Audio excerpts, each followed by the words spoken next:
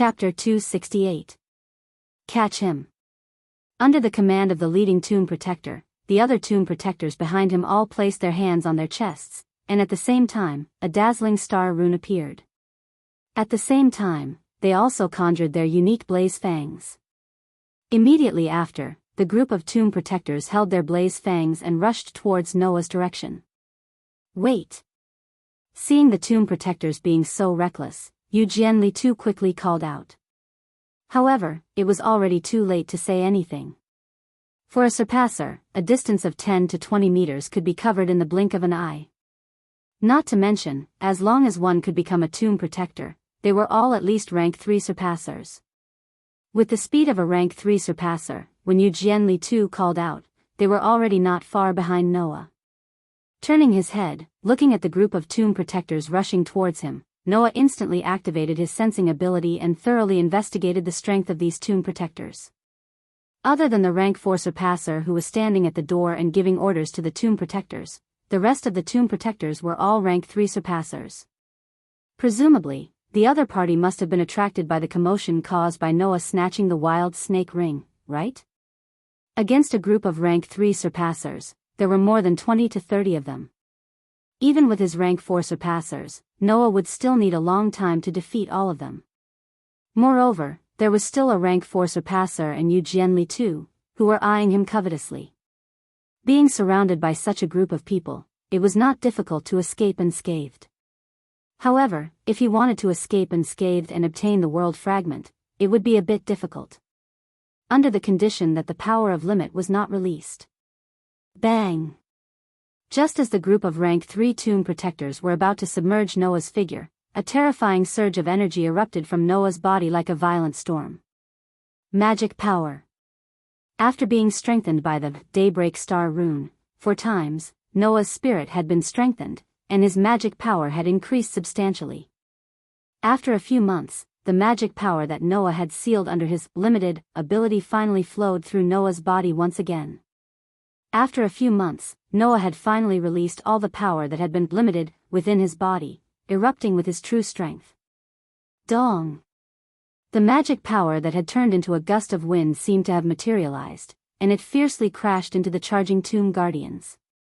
20 to 30 charging tomb protectors were directly swept away by the magic shockwave, and they all cried out in pain as they were sent flying back even faster than when they came. Or smashed against the wall. Or smashed against the glass cabinets. Or smashed against the ground. There were even 2 that crashed into the rank 4 captain and rolled out of the room like a gourd. Yu Jianli Rabbit was also caught off guard and was blown back repeatedly by the magic power that had turned into a storm. While her face was full of disbelief, she shouted at Noah. "You bastard! You haven't shown your true strength all this time." Yu Jianli Rabbit's angry voice could not enter Noah's ears at all. Feeling the vast magic power flowing through his body and the full power that he had not felt for a long time, Noah's eyes that were hidden under his hood could not help but squint in satisfaction. Noah could clearly feel it. Under the Daybreak Star rune, S4 strengthening and the limit ability's automatic growth, his strength had increased substantially compared to a few months ago when he had just arrived in this world. Especially in the aspect of magic power. Noah's magic power was originally unbelievably strong. This time, because of the strengthening of the spirit, Noah's originally very frightening magic power had increased by several levels. If not for Noah's current magic power control that had reached the point of perfection, the greatly increased magic power would very likely have once again fallen into a state of uncontrollable control. There were not many opportunities for this kind of magic power to obtain such a huge increase. If not for the growth of the spirit that indirectly led to the increase of magic power, Noah's magic power would not have been able to increase by so much. In the future, if Noah wanted to obtain the same opportunity again, it would not be so easy. However, with this level of magic power, Noah's crush power had definitely increased by another level. Perhaps, in terms of the power of crush, even Gildas could not compare to Noah. Damn it. On the other side, Yu Jianli Rabbit, who was facing the magic power storm from Noah's body, had an angry expression on her face. She fiercely pulled the snake belly sword in her hand. Whoosh! The snake belly sword, that extended like a whip and combined like a snake's scales, under Eugenie Rabbit's control, streaked across the air, and in the midst of the whistling sound of the wind, it fiercely whipped towards Noah. Pung! The fierce, snake-belly sword, whip heavily fell on the ground, causing the ground there to explode, causing the stones to fly wildly, attacking in all directions. However, Noah, who should have been standing there, had disappeared. Eugenie Rabbit's eyes widened in shock, then she quickly looked around. After a while, she fixed her eyes on a platform. A copper platform. On that copper platform, placed there was a square glass cabinet's door that shook. It was opened. And it was opened without Eugenie Rabbit's knowledge. And naturally, the broken feathers that should have been quietly lying inside, wrapped in a crystal ball like crystal, had disappeared without a trace. Staring at the empty glass cabinet, Eugenie Rabbit was speechless for a long time. Around, one by one, the tomb protectors stood up from the ground with difficulty, and together with the other tomb protectors, they followed Eugenie Rabbit and looked at the empty glass cabinet. A commotion gradually emerged in the entire room, and even in the entire floor of the hotel. In a luxurious room in the hotel, whoosh! Outside the open window, a figure suddenly flashed from outside the window with a gust of wind, and with a sweep, swept into the room. He took off his dark coat, shirt, and trousers, rolled them into a ball, and threw them on the bed. Noah immediately took the tuxedo from the wardrobe, and changed into it as quickly as possible. After 1 or 2 minutes, Noah, who had changed into the tuxedo, grabbed the dark coat, shirt, and trousers that were rolled into a ball in his hand, lifted them up, and the magic in his body instantly surged through his palm, covering them. The next moment, the crushing magic quietly launched. Pa! The dark coat, shirt, and trousers that were rolled into a ball burst into a ball of cloth with a soft sound, and under the drive of Noah's magic, it was as if they were swept up by the wind, and flew out of the window, floating into the distance. Only then did Noah clap his hands in satisfaction. He activated his limit ability and resealed his own strength. Only when he was left with the equivalent of a level 4 surpasser did he stop, allowing his strength to once again enter a state of automatic growth. Until then, a burst of chaotic footsteps sounded outside the door. Bang! The door of the room was heavily pushed open. Ivanli, Julie, Tachaba, Enya in maid uniforms, and Totaru Kurosaki in a suit, appeared at the door one after another. Some of their faces were full of anxiety, while others were full of seriousness. Immediately, Ivanli hurriedly said such a sentence to Noah. Not good. Noah. The shattered feather was stolen. Hearing this, Noah's face pretended to be stunned, but there was a trace of a smile in his eyes. 5 minutes later, Noah arrived at the top floor of the hotel. However, this time, Noah did not sneak in as an intruder, nor did he come alone. Instead, he openly took the elevator to this floor with Ivanli, Julie, Tachaba, Totaru Kurosaki, and Totaru Kurosaki. Under the guidance of the 2 tomb protectors, Noah and the others came to the spacious room where the shattered feather was originally placed. Here, almost all of the tomb protectors that were still in the hotel were gathered. Even 99 lunar knights, Lilith, and Tsukijiri Rabbit were present. Chapter 269. An oppressive silence pervaded the entire spacious room. There were over 100 tomb protectors lined up on both sides of the vast room, standing in front of the cracked glass cabinets. A step in front of these tomb protectors, there were 4 or 5 rank 4 tomb protector captains standing there with their heads lowered, not saying a word. In front of the platform where the shattered feather was placed, 99 lunar knights, Lilith, Zucchini Bunny, and even 3 kingdoms and Sarah were all present. They all silently looked at the empty glass cabinets without saying a word. Until Noah brought Ivanli, Julie, Tachaba, Kyujituryu, and Kawai Tokusaki in, many people began to look at the door. Noah. Lilith, who was still wearing her formal dress, called out to Noah. Noah nodded to Lilith and then looked at 99 lunar knights. 99 lunar knights didn't say anything, but expressionlessly waved her hand. Immediately after, Zucchini Bunny, with an unhappy expression, began to talk about how the shattered feather was lost. From the moment Eugenly Rabbit discovered that the Toon Protector at the entrance had been defeated, to the moment she discovered that the intruder was a surpasser and fought with the intruder. In the end, she put away her unhappy expression and solemnly recounted how her mad snake ring was stolen by the intruder. A blaze that can steal the power of other people's blaze? Everyone present looked at each other in dismay. Not to mention others, even 99 Lunar Knights showed a trace of surprise and frowned. Impossible, there really is such a special power.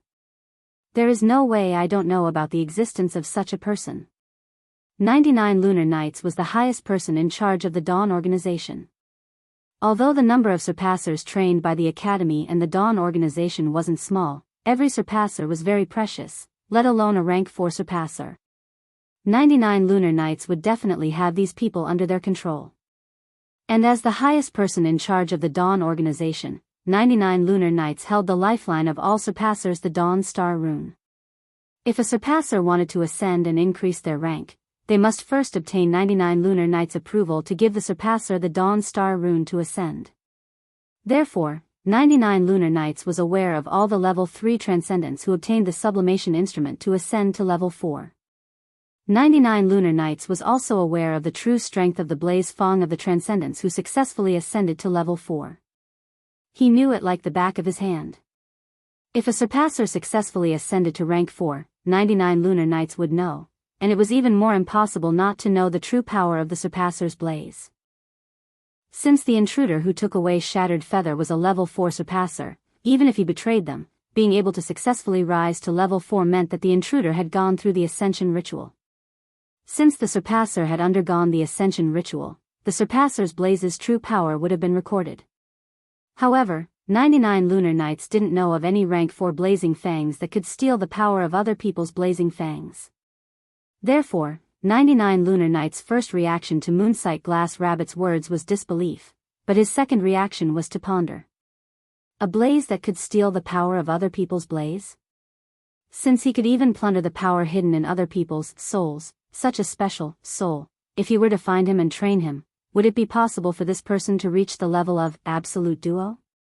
This thought was unstoppable in 99 Lunar Knights' mind, and it made 99 Lunar Knights' eyes shine brighter and brighter. He secretly made up his mind to find the surpasser. As for the fact that the surpasser betrayed the Dawn organization and stole the Shattered Feather, 99 Lunar Knights did not care at all. As long as he could become an absolute duo, 99 Lunar Knights did not care about anything.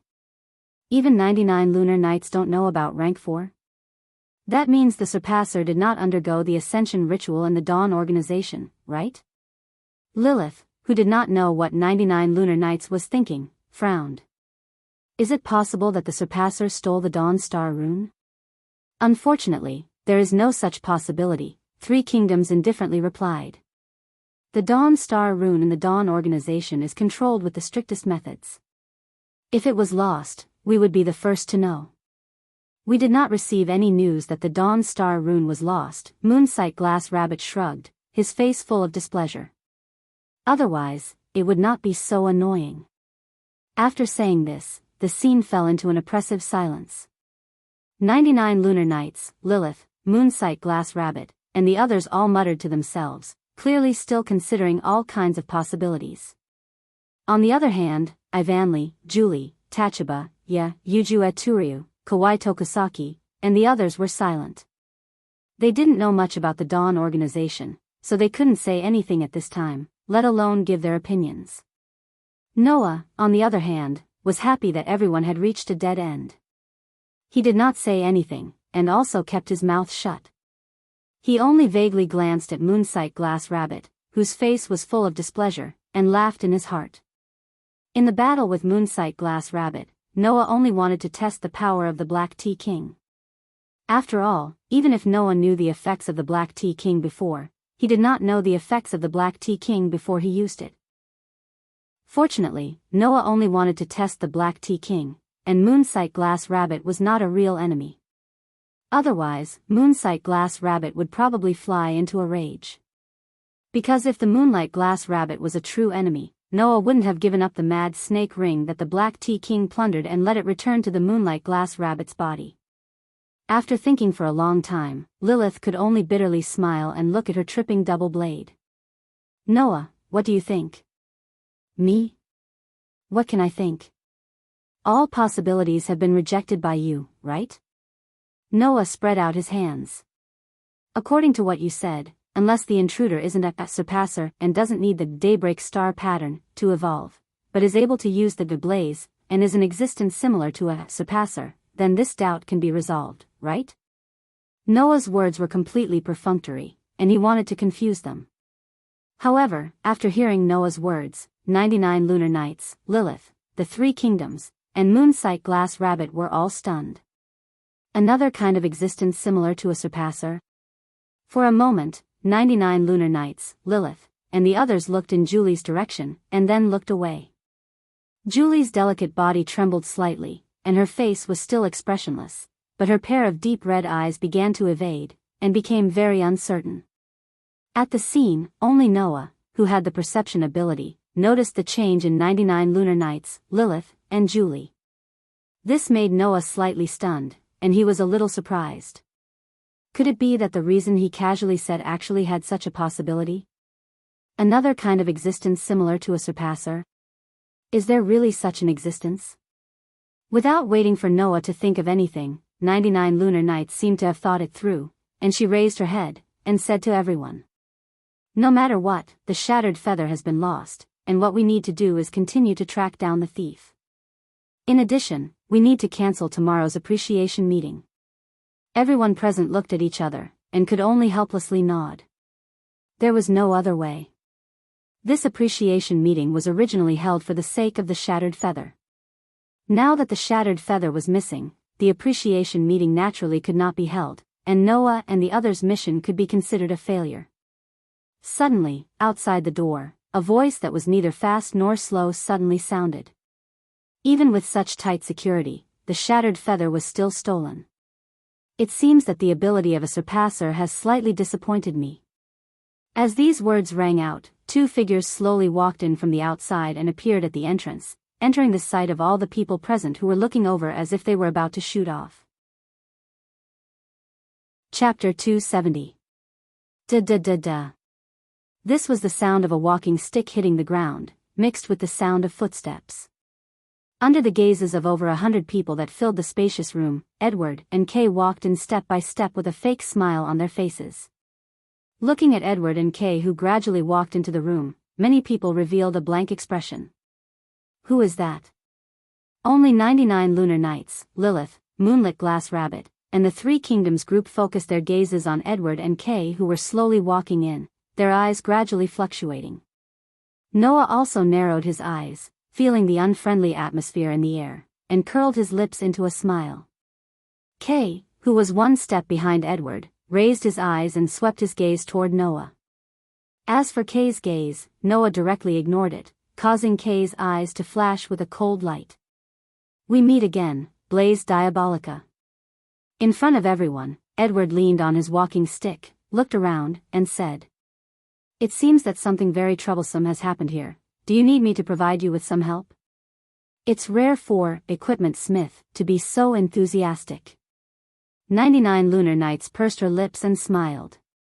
However, this is a small matter, we can take care of it ourselves, there's no need for you to worry. Is that so? Edward shook his head regretfully.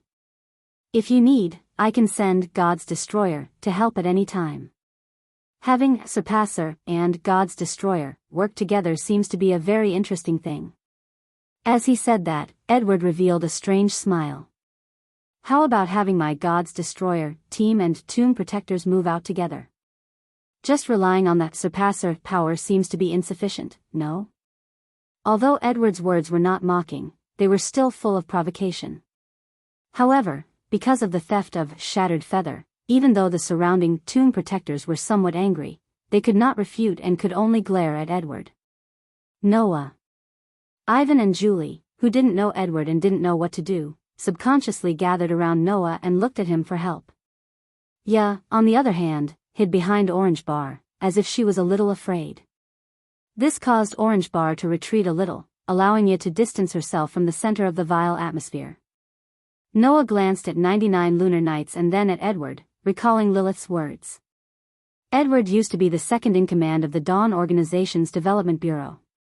However, Edward's theory couldn't get the approval of the people around him, causing him to betray the Dawn Organization.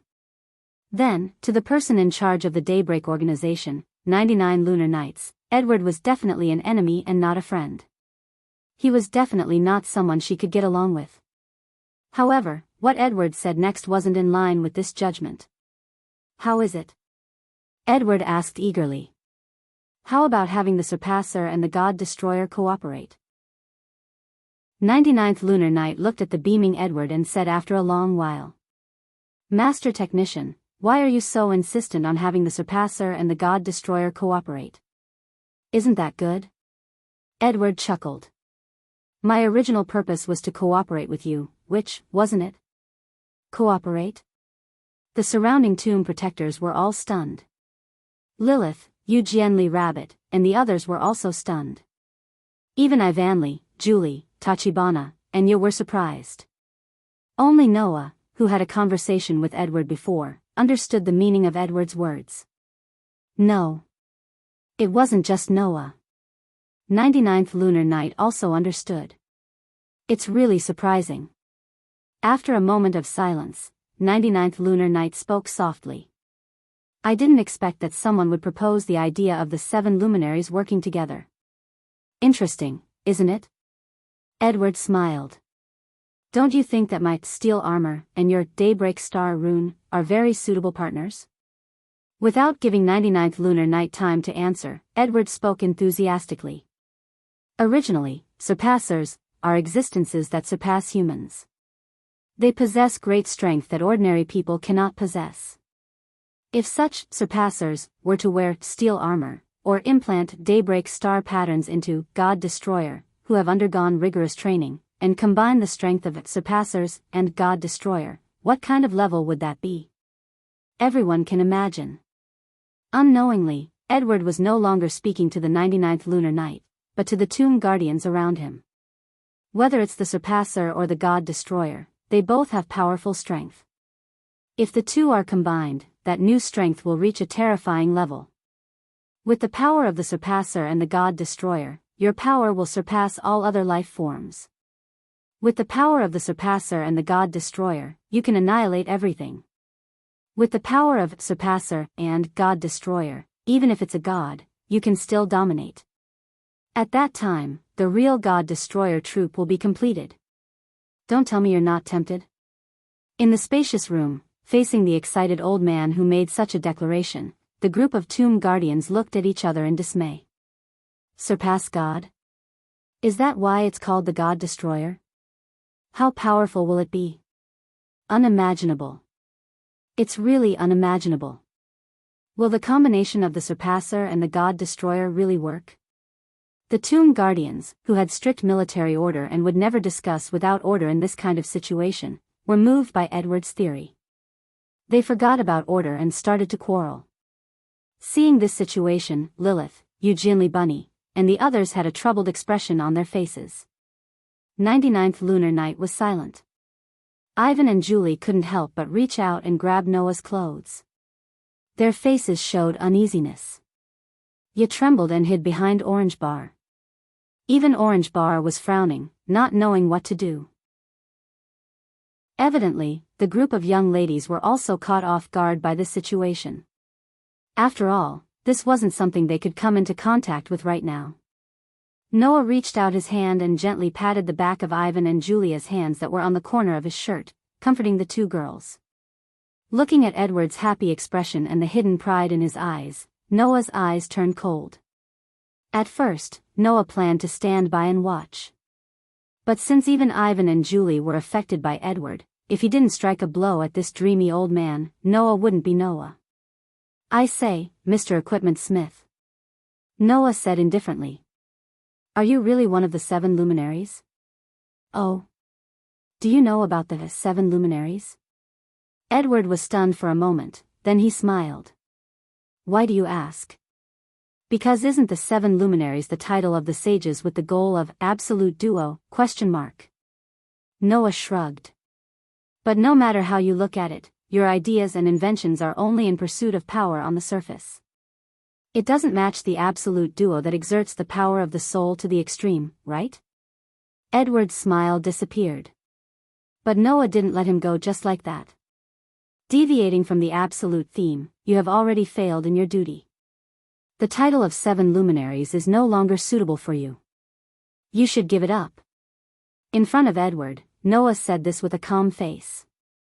Otherwise, I'm afraid you'll be like before and be forced away by people who don't agree with you. This, before, naturally referred to when Edward was still in the Dawn organization and left the Dawn organization because he wasn't recognized. That kind of thing, it doesn't matter. Being poked at his scar, Edward's face finally turned ugly, but he quickly recovered. If no one agrees, then it's up to me to make others agree. As soon as he said this, Kay, who was standing behind Edward, raised his head and suddenly raised his hand. Bang! In the next second, an explosion sounded throughout the entire hotel building, causing the entire building to tremble. Chapter 271. Boom! The instant the thunderous explosion rang out, not only did the entire hotel tremble, but there were also clear sounds of chaos and panic coming from below the hotel. What's going on? Explosion. It's an explosion. Did someone plant a bomb in the hotel? The mausoleum guards who were lined up around them were also alarmed. Shuai, Lilith, Moonlit Glass Bunny, and Three Kingdoms immediately protected 99 Shuai in the middle when the explosion sounded. Little Ba. Yeah, who was farther away, let out a frightened voice and hugged Orange Bar, who was gritting his teeth, and fell into a panic. On the contrary, although Ivan and Julie's reaction was slower than Lilith, Moonlit Glass Bunny, and Three Kingdoms, they were still much faster than the Tomb Guardians. They almost calmed down after panicking for a while. However, Ivan and Julie only had time to calm down. In front, Noah suddenly turned around and hugged Ivan and Julie, then rushed to the side. Before Orange Bar and Ya could react, he suddenly hugged all four girls into his arms and dodged, hiding behind a glass counter. Seeing Noah's action, Moonlit Glass Bunny and Three Kingdoms were startled, but Lilith, who had cultivated a tacit understanding with Noah and knew Noah very well, had a look of surprise in her beautiful green eyes. Without hesitation, she also hugged Shuai and Sarah and rushed behind a glass counter. In the next second, Moonlit Glass Bunny and Three Kingdoms saw it. Outside the surrounding windows, black shadows descended from the sky and floated in the air outside the windows, and pitch-black weapons were set up. Submachine guns. Da-da-da-da-da. The sound of continuous fire from the submachine guns and the sparks on the muzzles worked together. Bang, bang, bang, bang, bang. The glass of the window that was penetrated by the crazy bullets shattered. Immediately after, the bullets turned into a barrage like a storm, continuously sweeping in from all directions outside the windows, mercilessly shooting towards the people in the room. Eugenli Rabbit and the Three Kingdoms finally realized what was going on at the critical moment.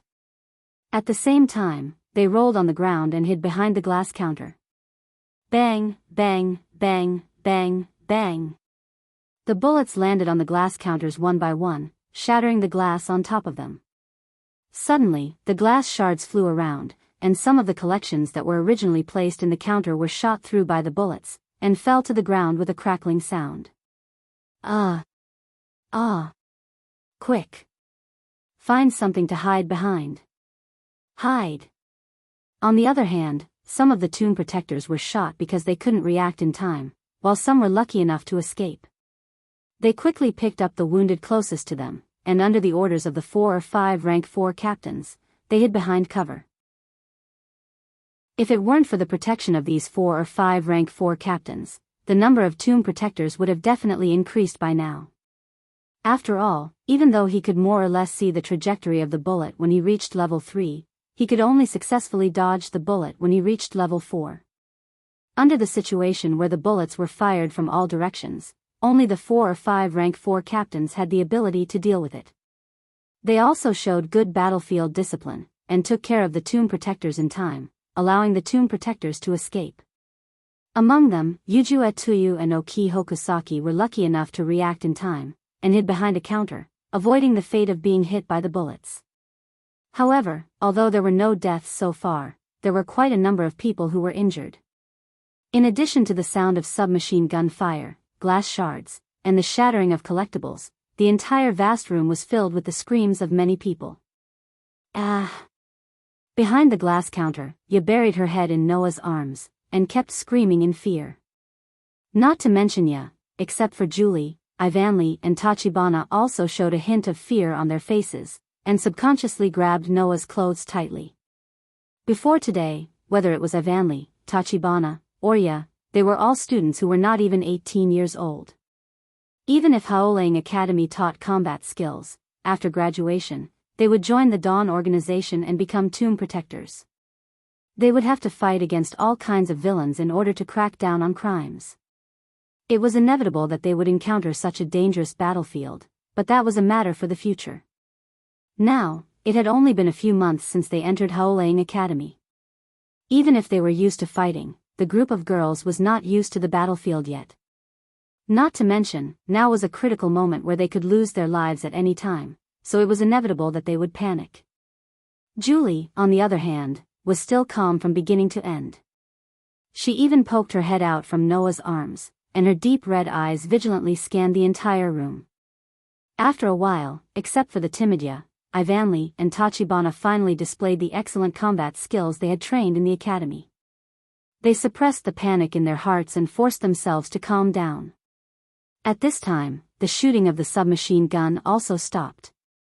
Outside the surrounding windows, God's destroyers wearing steel armor flew into the room with the help of the thrusters equipped on the back of their combat suits. They slowly landed and surrounded the room with their submachine guns. Heh! Leaning on his walking stick, Edward, who was the only one who was not in the range of the submachine gun's bullets, laughed with regret and sarcasm.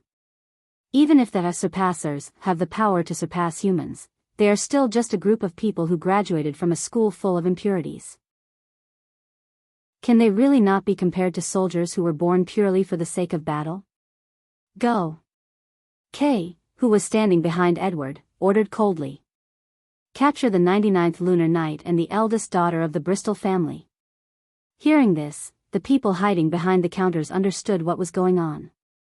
From the beginning, Edward had planned to capture the highest-ranking person in charge of the Dawn organization, and the daughter of the investor's president if the negotiation failed, and then use them to achieve his goal. However, because Noah poked at his sore spot, Edward did not wait for the 99th lunar night's reply and launched an attack in anger out of humiliation. Lilith, who handed the 99th lunar night to Yu Jianli Bunny and the Three Kingdoms to protect, tore a hole in the hem of her dress, revealing her white thighs. While making it easier for her to move, she looked in the direction of Noah. Noah also handed the terrified Ya to Tachibana, raised his hand, and signaled Ivanli and Julie not to make a sound. After exchanging glances with Lilith, he shrugged with a calm expression and nodded. Lilith suddenly smiled sweetly, and then stood up from behind the counter, exposing her figure to the eyes of all the God's destroyers. Don't move. The group of God's destroyers moved when they heard this, and all of them aimed the submachine guns in their hands at Lilith. They originally wanted to kill her directly, but when they realized that she was one of the targets they had to capture alive, they hurriedly stopped. Bang! At this moment, behind the counter opposite Lilith, who had exposed her body to the enemy's muzzle, a dull explosion and dazzling light erupted at the same time. The dull explosion and dazzling light caused the painful memories of the last defeat to surface in Kay's mind, causing him to recall the figure that could cause the explosion and dazzling light.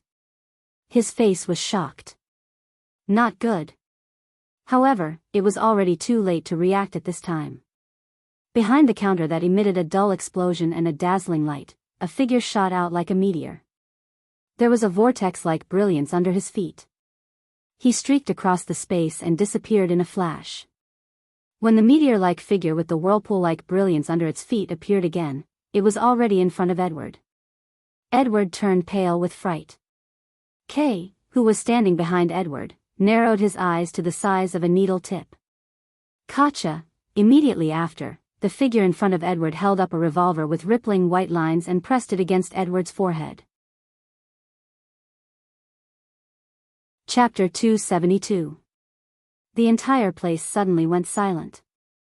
The group of God destroyers in steel armor finally reacted.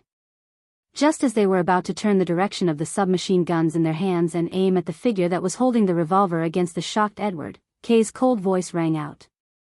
"Don't move." The group of God destroyers' hands suddenly froze, and they did not dare to move even an inch. Seeing this situation, Lilith and Moonlit Glass Bunny, who were waiting for an opportunity behind the counter, clicked their tongues. If those God destroyers had turned the direction of the submachine guns in their hands and aimed at Noah, then Lilith, Moonlit Glass Bunny, and the others who were waiting behind the counter would have instantly launched a counterattack. Unfortunately, this plan was seen through by Kay. Now, those God destroyers were still aiming their submachine guns at them, so Lilith, Moonlit Glass Bunny, and the others could not move. Therefore, the situation suddenly became a stalemate. "Save me!" Edward shouted angrily at Kay with a face full of panic. "Shut up!" Noah pressed the revolver against Edward's head heavily, causing Edward to shut his mouth in fear. However, his lips were still trembling, and the crutch in his hand fell to the ground. Noah then looked around. After exchanging glances with Lilith, he turned his head and looked at Kay. "Tell them to put down their guns." Hearing this, Kay, who had already distanced himself from Noah and Edward, was silent for a while, then laughed. "No, the person who should put down their guns is you." Noah raised his eyebrows. "I have to say, to be able to find an opportunity to counterattack in such a situation, you are indeed very outstanding. Compared to you, those tomb guardians who graduated before you are simply trash." Kay put on a disgusting, hypocritical attitude. "However, please don't forget that you have a hostage in your hands, and so do we."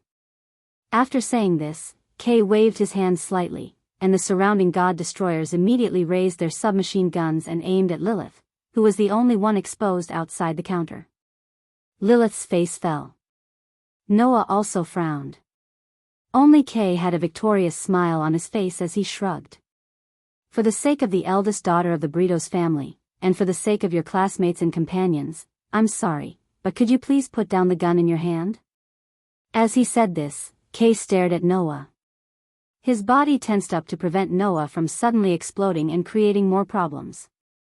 After all, if he did not focus all of his attention on Noah, Kay was afraid that the next time he would be controlled by Noah, it would be his turn to be controlled by Noah. It couldn't be helped. Noah's great leap forward was simply too terrifying. With Noah's rank 4 strength using great leap forward, there was no one present who could keep up with Noah's speed. Even if they used their eyes to follow Noah's figure using great leap forward, it would be difficult. Therefore, the only thing Kay could do now was to stare at Noah. While preventing Noah from causing trouble, he also had to firmly control the hostage in his hands. Otherwise, this time, let alone Kay, even the entire God Destroyer team personally led by Edward would suffer defeat at the hands of this student, leaving behind a lifetime of humiliation. Unfortunately, Kay thought that his ability to grasp the situation was very good, but he underestimated Noah. Bang! Following the sound of a gunshot, Edward's leg was directly pierced through by a pitch-black bullet formed from mental strength filled with killing intent. Blood splattered everywhere. "Ah!" Edward immediately screamed and knelt on the ground. "What?" With Lilith as the leader, the people hiding behind the counter, including Avanli, Julie, Tachibana, and Yatongtong all sucked in a breath of cold air. "You!" The God Destroyer team with Kay as the leader all stood up in shock and anger. "You're very smart, but don't treat others as fools." Noah smiled indifferently.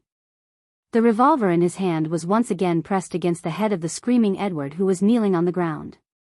His eyes carried a bit of coldness as he looked at Kay. "So, the smart you can guess. If I and these so-called God Destroyers shoot at the hostages in our hands at the same time, will both hostages die? Will both hostages survive? Or will one live and one die?" When Noah said this, not only Kay, but even Lilith understood what was going on. Lilith was a level 3 surpasser, and she could barely see the trajectory of the bullets.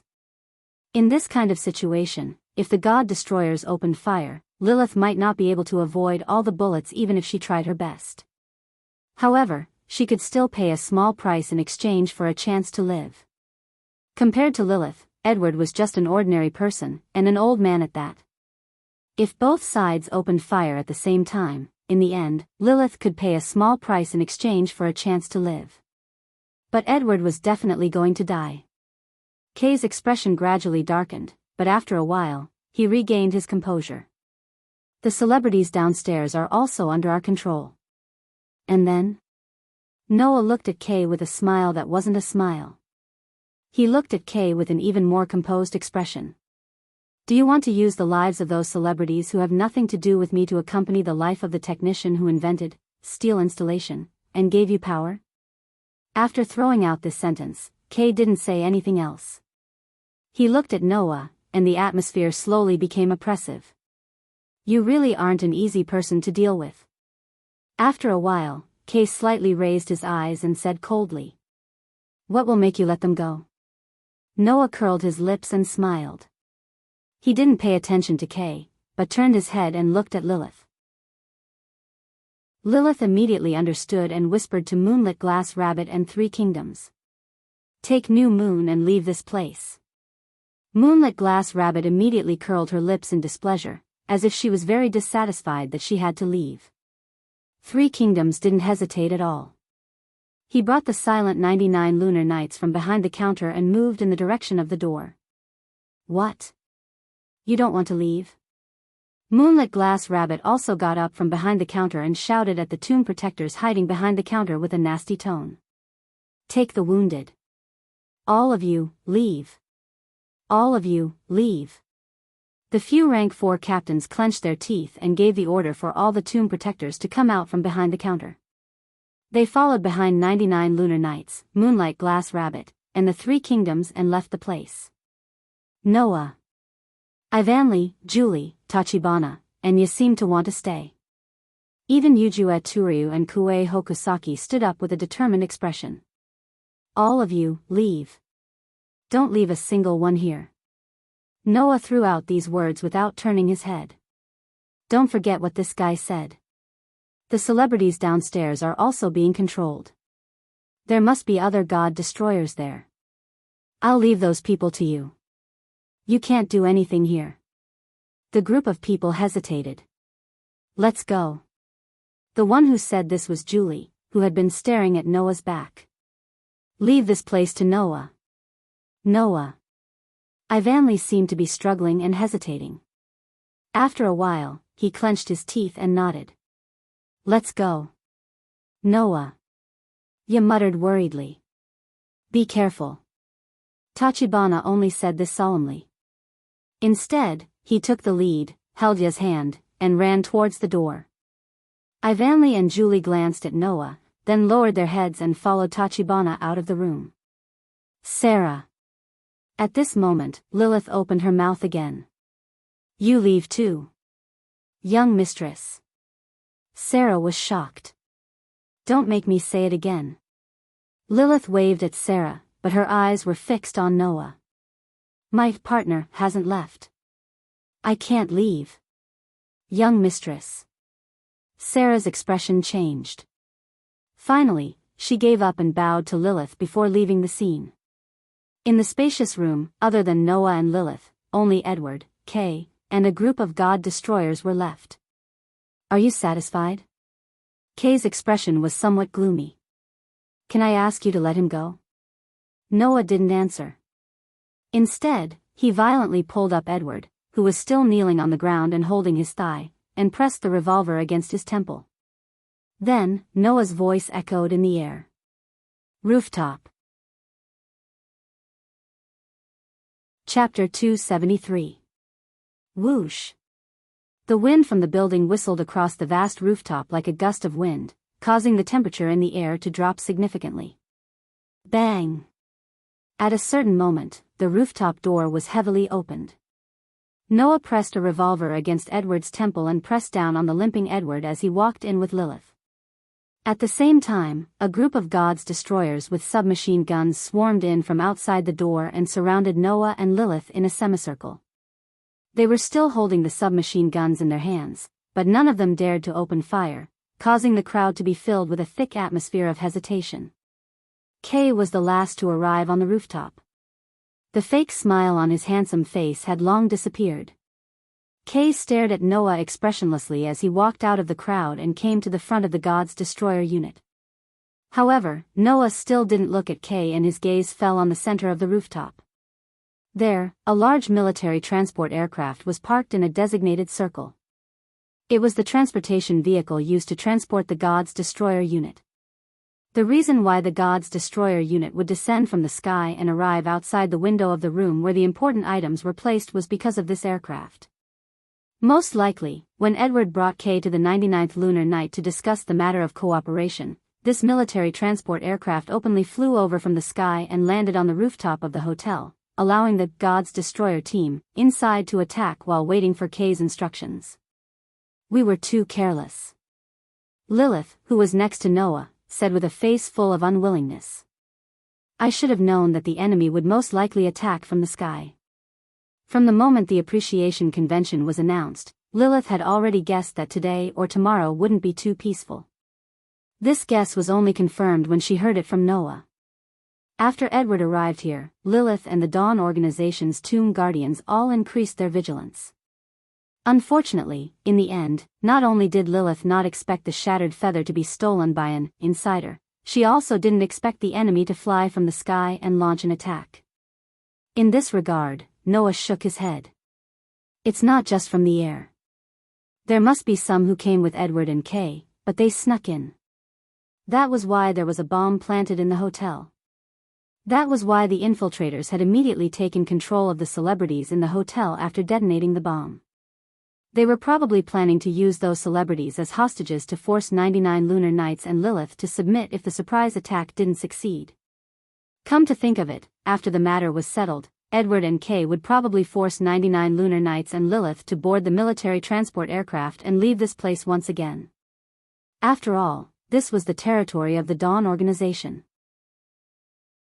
If they didn't escape by air, it would have been very difficult for Edward and Kay to escape from this country with so many members of the God's Destroyer squad. However, no matter how much they thought about it, Edward and Kay never expected that it would end up like this. The Dawn Organization was careless and allowed the God Destroyer team to arrive at the venue by air. The God Destroyer team was also careless and allowed Noah to control Edward. Noah raised the revolver in his hand. He didn't turn around, but the revolver suddenly pointed behind him. Bang! The pitch-black bullet pierced through the air, space, and darkness. Finally, it landed on the fuel tank of the military transport aircraft. Bang! The revolver bullet, which was more powerful than an anti-tank sniper rifle, directly blew up the fuel tank of the military transport aircraft and caused a huge explosion. Raging flames burned along with the explosion and enveloped the entire military transport aircraft, turning the military transport aircraft into a piece of charred iron in the scorching flames. The hot wind blew on the Kay and God Destroyer troop members. The light from the fire illuminated Kay's ugly face. Noah withdrew the revolver and pushed Edward, who was in his hand, away. Edward, who was caught off guard, fell to the ground with an injured leg. Two of the God Destroyer squad's God Destroyer squad immediately stepped forward and escorted Edward, who was looking at Noah with a face full of resentment, into a protective circle. The moment Edward returned to the protection of the God Destroyer squad, a violent murderous aura emerged from each of the God Destroyer squad's bodies. Especially Kay, whose eyes became incomparably red. The murderous aura on his body was unprecedentedly strong. In the face of the large amount of murderous aura and killing intent that came from all directions, Noah's face remained calm as he twirled his spear and muttered to himself. Like this, you won't be able to escape, right? Without the military transport aircraft, if the Dawn Organization wanted to capture the God Destroyer squad, unless the God Destroyer squad had the ability to break out of the encirclement, it was unlikely that they would be able to leave the country. It was because of this that Noah came to the rooftop. Noah Dole. Kay, who understood his situation, roared angrily. I will definitely kill you. During the kidnapping of Lilith, because of Noah's existence, not only did the 10-man team of K and the God Destroyer squad fail, but it was also equivalent to K being spared by Noah. This was an old grudge. This time, the kidnapping of 99 lunar knights and Lilith in an attempt to fulfill Edward's ambition was still because of Noah's existence. Not only did the entire situation fall into a passive state, it became even more difficult to escape the country. This was a new grudge. With the addition of the new grudge and the old grudge, Kay's hatred for Noah finally couldn't help but explode. Pa! Suddenly, the suit on Kay's body suddenly bulged and exploded, exposing the clothes hidden under Kay's suit to the air. Looking at the clothes on Kay's body, Noah and Lilith were both astonished. It was a set of battle clothes. Needless to say, it was definitely a special equipment called steel equipment. However, it was different from the other God Destroyer squad. The steel equipment on Kay's body was no longer the cold appearance of the previous armor. Instead, it was like a black tight armor and a white combination armor that was light and portable. Kill. As Kay's cold voice slowly faded away, Noah could feel a pressure that was even more powerful than before, mixed with the killing intent that filled Kay's heart, slowly diffusing out from Kay's body. Under this oppressive feeling, Noah could clearly feel it. Kay was more than a level stronger than last time. No. Not only that. On the back of Kay's steel equipment that was different from the other God Destroyer squads, there were 4 wing-like armor that instantly spread out. The tips of the armor shot out a red light, transforming into 4 red blade-like wings that allowed Kay's body to float. In the next instant, Kay coldly smiled. His body suddenly moved, and the 4 red blade-like wings on his back immediately shot out a large amount of red light like a propeller, causing Kay to transform into a red shadow and violently rush out. That speed, even if it couldn't compare to Noah's leap, it wasn't too far off. Thus, with the support of that terrifying speed, Kay's body suddenly appeared in front of Noah like a ghost. The sudden appearance of Kay in front of him also caused Noah's pupils to slightly constrict. However, Noah, who possessed a godlike sensing ability, would not be so easily ambushed. Thus, at the same time that Kay appeared in front of him, the revolver in Noah's hand immediately moved. With a "chi" sound, the revolver cut through the air, and with a vigorous force, viciously smashed down on Kay's head. The heavy body of the revolver fell, but Kay did not dodge. A cold light flashed through his eyes, and he expressionlessly waved his hand. Gotcha! Suddenly, a pair of wings on Kay's back suddenly rotated mechanically. It popped out from under Kay's armpit and was grasped by Kay's hand.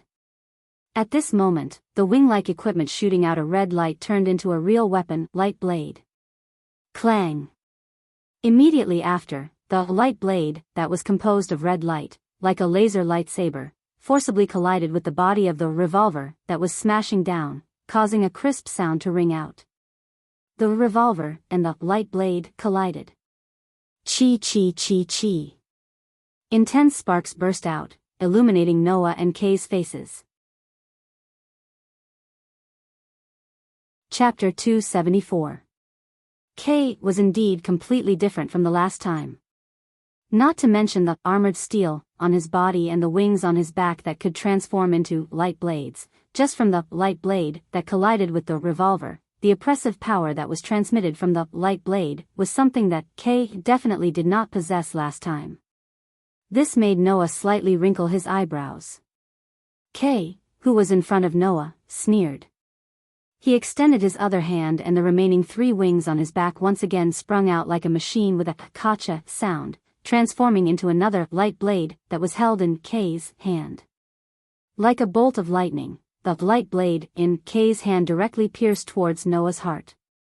Looking at the momentum and ferocious strength that caused the air to slightly heat up due to the friction, if he were to be pierced, there was no doubt that Noah's chest would be directly pierced through, and his heart would also shatter in order to announce his opponent's victory. With such a close-range attack, even Noah might not be able to dodge in time. Therefore, Noah did not choose to dodge. Instead, He reflexively raised his hand and heavily slapped towards the side of the light blade that was thrusting towards him. Paw! This was the sound of Noah's palm hitting the light blade. This was the sound of Noah's hand landing on the light blade. The light blade released a high temperature that burned Noah's palm until it emitted a light smoke. Immediately after, the light blade that was knocked askew by Noah's palm brushed past Noah's armpit and pierced towards the back.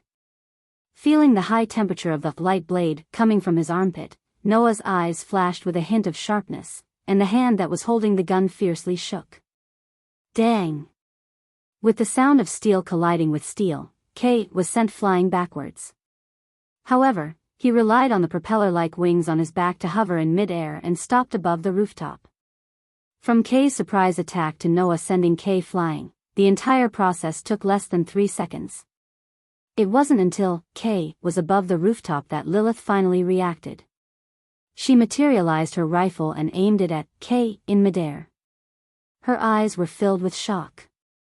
That Kay had actually become so strong. This was already far beyond the strength of a rank 3 surpasser, even surpassing a rank 4 surpasser. Only a rank V surpasser could have such strength. Ha ha ha ha ha.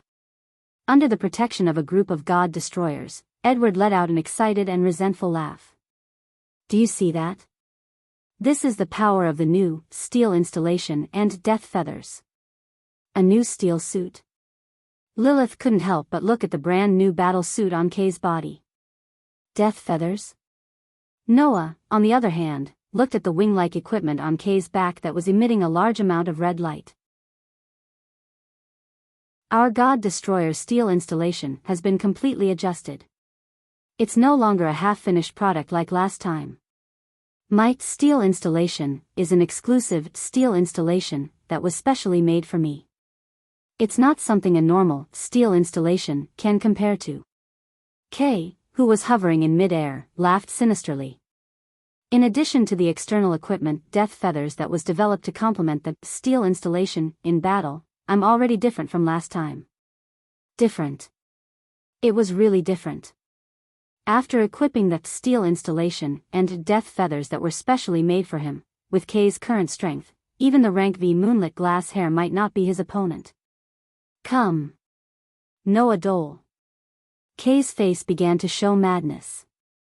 The second round is about to begin. Hearing this, Noah curled his lips and smiled. He looked around at the God Destroyer that was protecting Edward in front of him. About 30 people? After estimating the number of God Destroyer, Noah smiled at Lilith as if there was no one else around. 1-on-1 or 1 against 30, which side will you choose? Lilith was stunned at first, then she immediately laughed with a pft sound.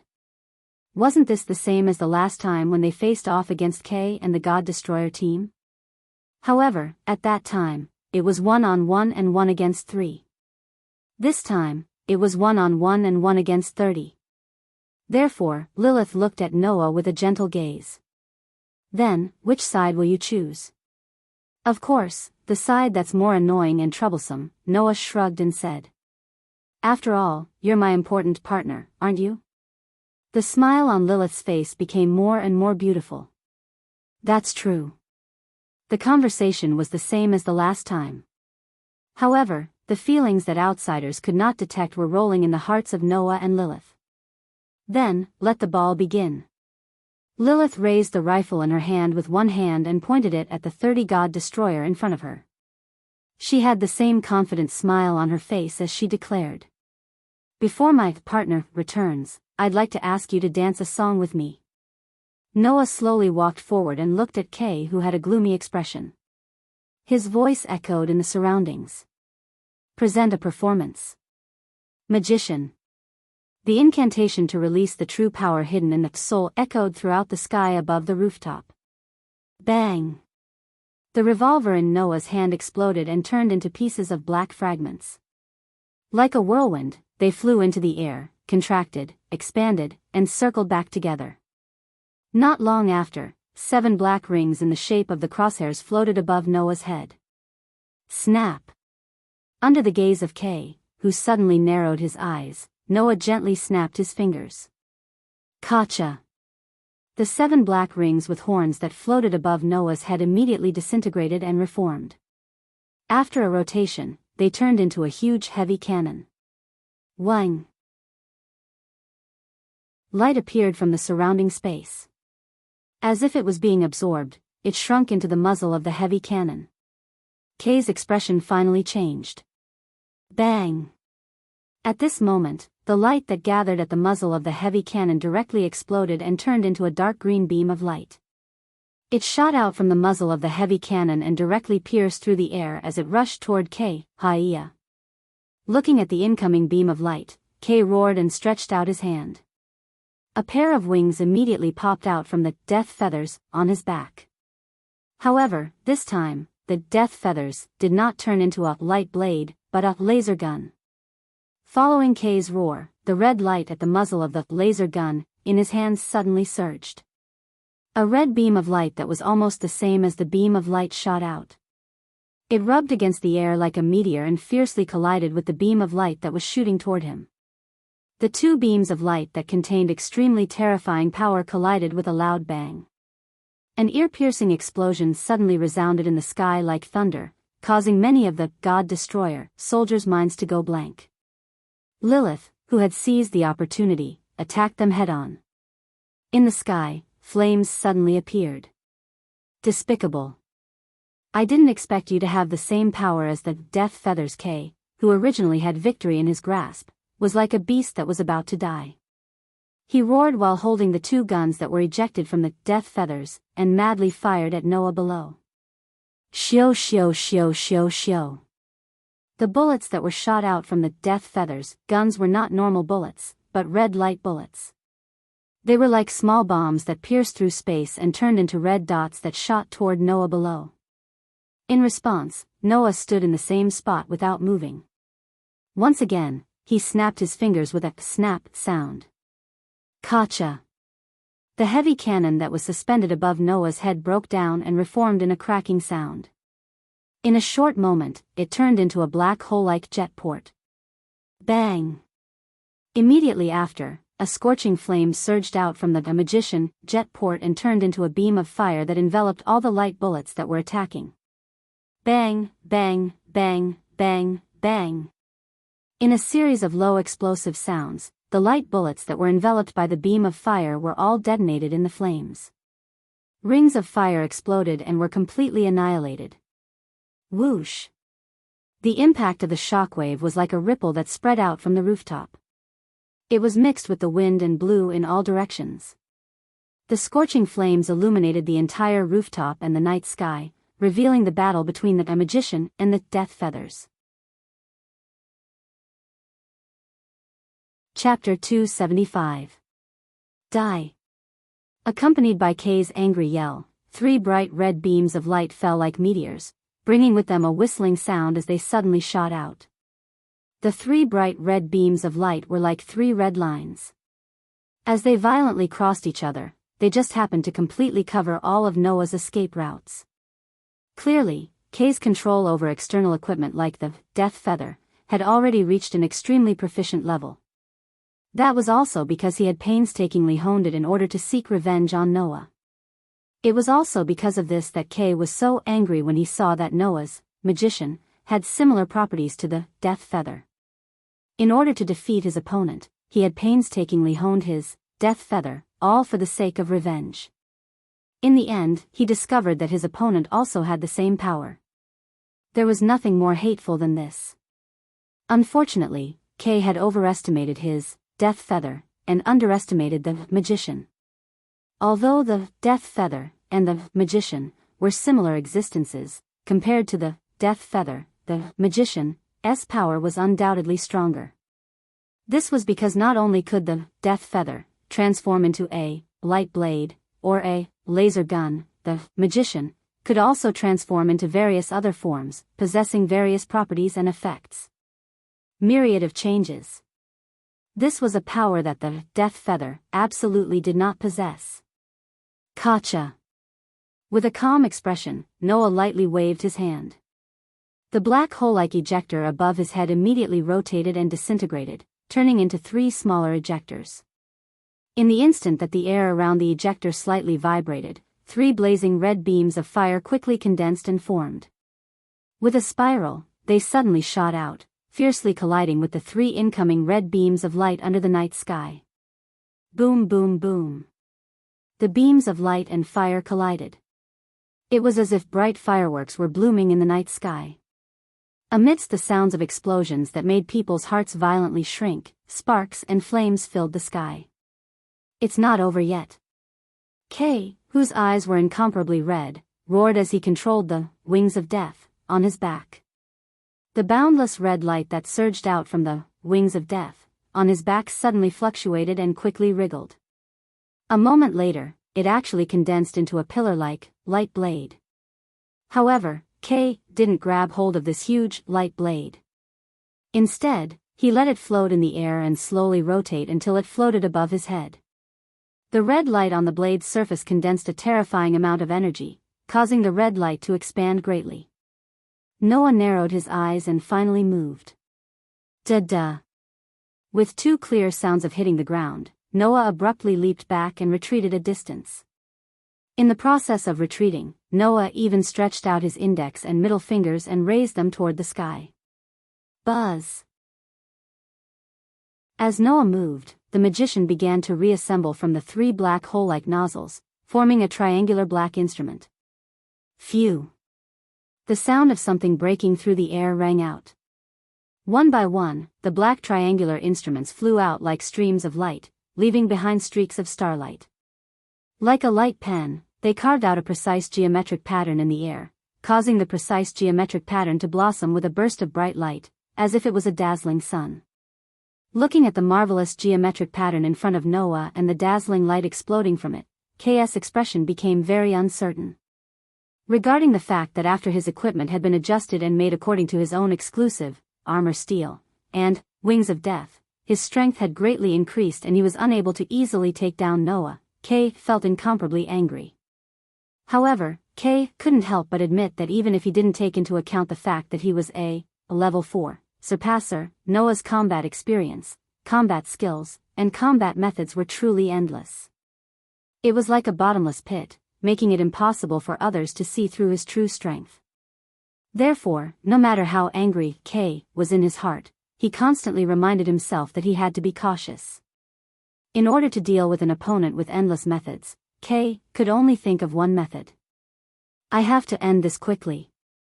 As this thought flashed through his mind, K's eyes suddenly turned sharp, and a fierce shout filled with cold killing intent resounded. Go! As the shout fell, the gigantic blade of light floating above K's head trembled, and an extremely sharp sound of something breaking through the air suddenly rang out. One could only see the enormous, light blade, madly spinning, and with a sharp cry, it violently swept out like a wheel of light. Phew! The enormous wheel of light's speed was so fast that it seemed to be able to pierce through the obstruction of space. In just a few flashes, the enormous wheel of light, which in the eyes of others could only see a flash of light in the air, appeared only a few meters away from Noah. It was just like Moonlight Glass Rabbit's Mad Snake Ring, but its power was even more powerful. It mercilessly cut towards Noah's direction. However, just as the enormous wheel of light was about to land on Noah's body, an intricate geometric pattern that seemed to be formed by light appeared in front of Noah's body. It immediately became like a shield, and with a spin, it stood in front of Noah for a long time. The enormous wheel of light ferociously shot over and fiercely collided with it. Boom! The terrifying sound of the collision was like a sudden clap of thunder, resounding through the air. Lilith and the God Destroyer, who were still fighting, were caught off guard, and their ears buzzed. Even their vision became slightly blurry. Peng peng peng peng peng. The enormous wheel of light relentlessly attacked the intricate geometric pattern that had turned into a light shield, causing waves of shockwaves to madly undulate. This caused the air to become distorted from the collision, and a series of sonic booms exploded, causing violent sparks to fly in all directions. Goo! The earth-shattering shockwaves spread out, causing K, who was relying on the power of feathers of death, to float in the air, to be affected as well. He reflexively raised his hand and blocked in front of him. In the next moment, Kay's expression suddenly changed. Pung! Just as Kay's expression changed, a muffled explosion sounded out. Below him, a figure with a whirlpool of brilliance under his feet suddenly shot out from the center of the shockwaves and blazing sparks. Leap! Noah finally used the speed-boosting skill, Leap Forward, that had led to the decisive defeat of Kay in the previous battle. A dazzling brilliance formed from a whirlpool-like shockwave spread out under his feet. It was as if he was directly stepping on air. With a sudden kick, he swept into the air like a lightning bolt. "You're courting death."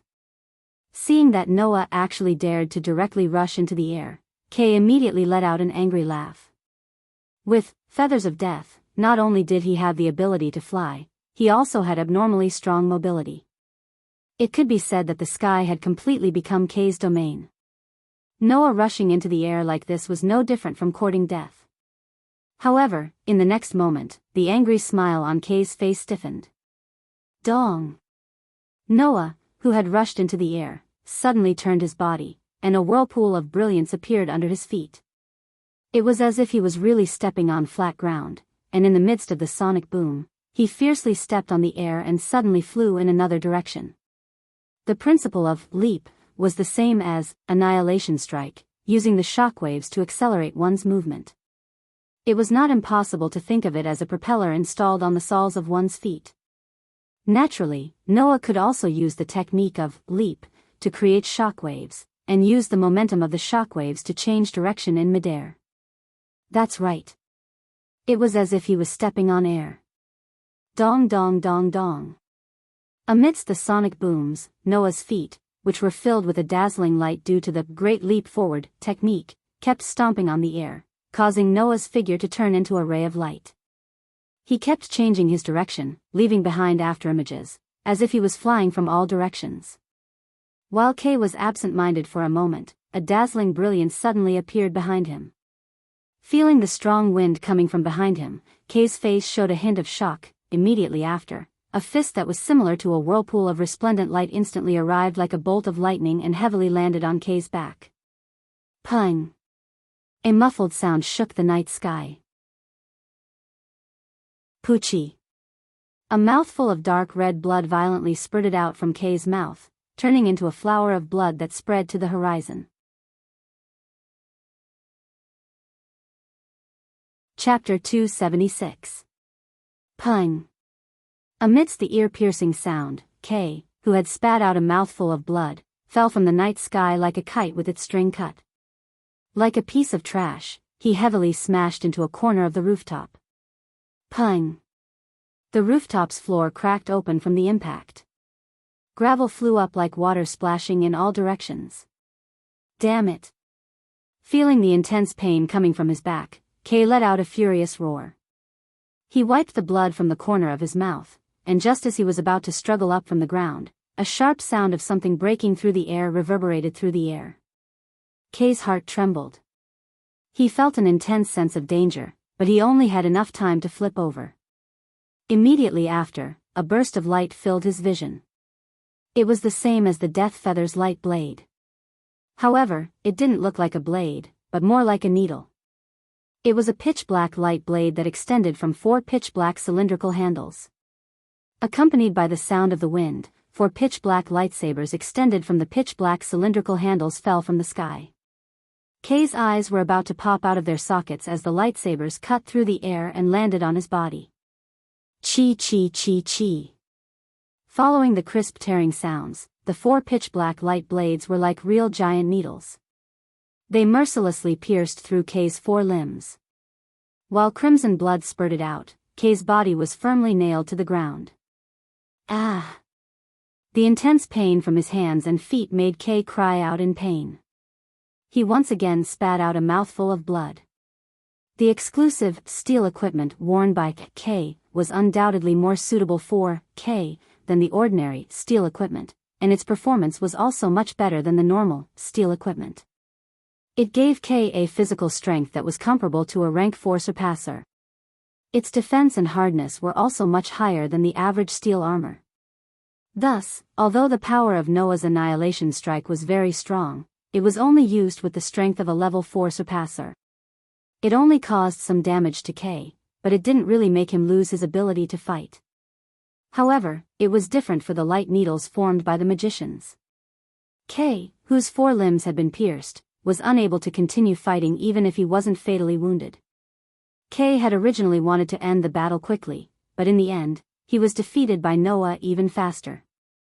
K lifted his pale face with difficulty and looked up at the night sky. Over there, Noah, who had transformed the magician into an external equipment similar to the death feather, equipped it on his back like 4 pitch-black wings. He slowly descended from the sky and entered K's sight. His eyes and face were abnormally calm.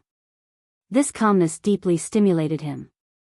The magician, who had transformed into the death feather form, caused K to feel even more resentment in his heart. Only now did K realize that the sky was not his domain. Noah could also turn the magician into the death feather state at any time and fly in the sky. However, in order to catch him off guard, and also in order to defeat him, Noah chose to use the element of surprise and high speed, leap forward, causing K to lose to this technique for the second time. Understanding this point, K roared with incomparable resentment. Noah Dolo ah! A roar full of resentment resounded throughout the sky above the rooftop. You piece of trash! Realizing that K had already been defeated, Edward's face was filled with fear as he crazily yelled out. Even with the steel installation and death feathers that I specially made for you, you can't win against a brat who hasn't even graduated yet. Trash! Trash! Just as Edward finished speaking, a laser beam suddenly pierced through the air and landed heavily in front of Edward. Bang! The ground in front of Edward was suddenly blasted open by the laser beam, leaving behind a charred hole that emitted light smoke. Shut up! Noah, who was floating in the air, glanced at Edward, a cold light flashing through his eyes. You don't have the right to say that, you useless piece of trash. Strictly speaking, to be able to develop equipment like the steel installation, Edward could not be considered useless. However, when he was still in the Dawn organization, Edward knew that his concept of developing external skeletons was not in line with the absolute duo concept of developing soul power. However, not only did he not reflect on it, he even betrayed his original organization and continued to walk down this path that deviated from the main theme. This person simply did not deserve the title of 7 Luminaries, which was based on the absolute duo. Therefore, no matter how talented Edward was, on the path of the absolute duo, he was still useless.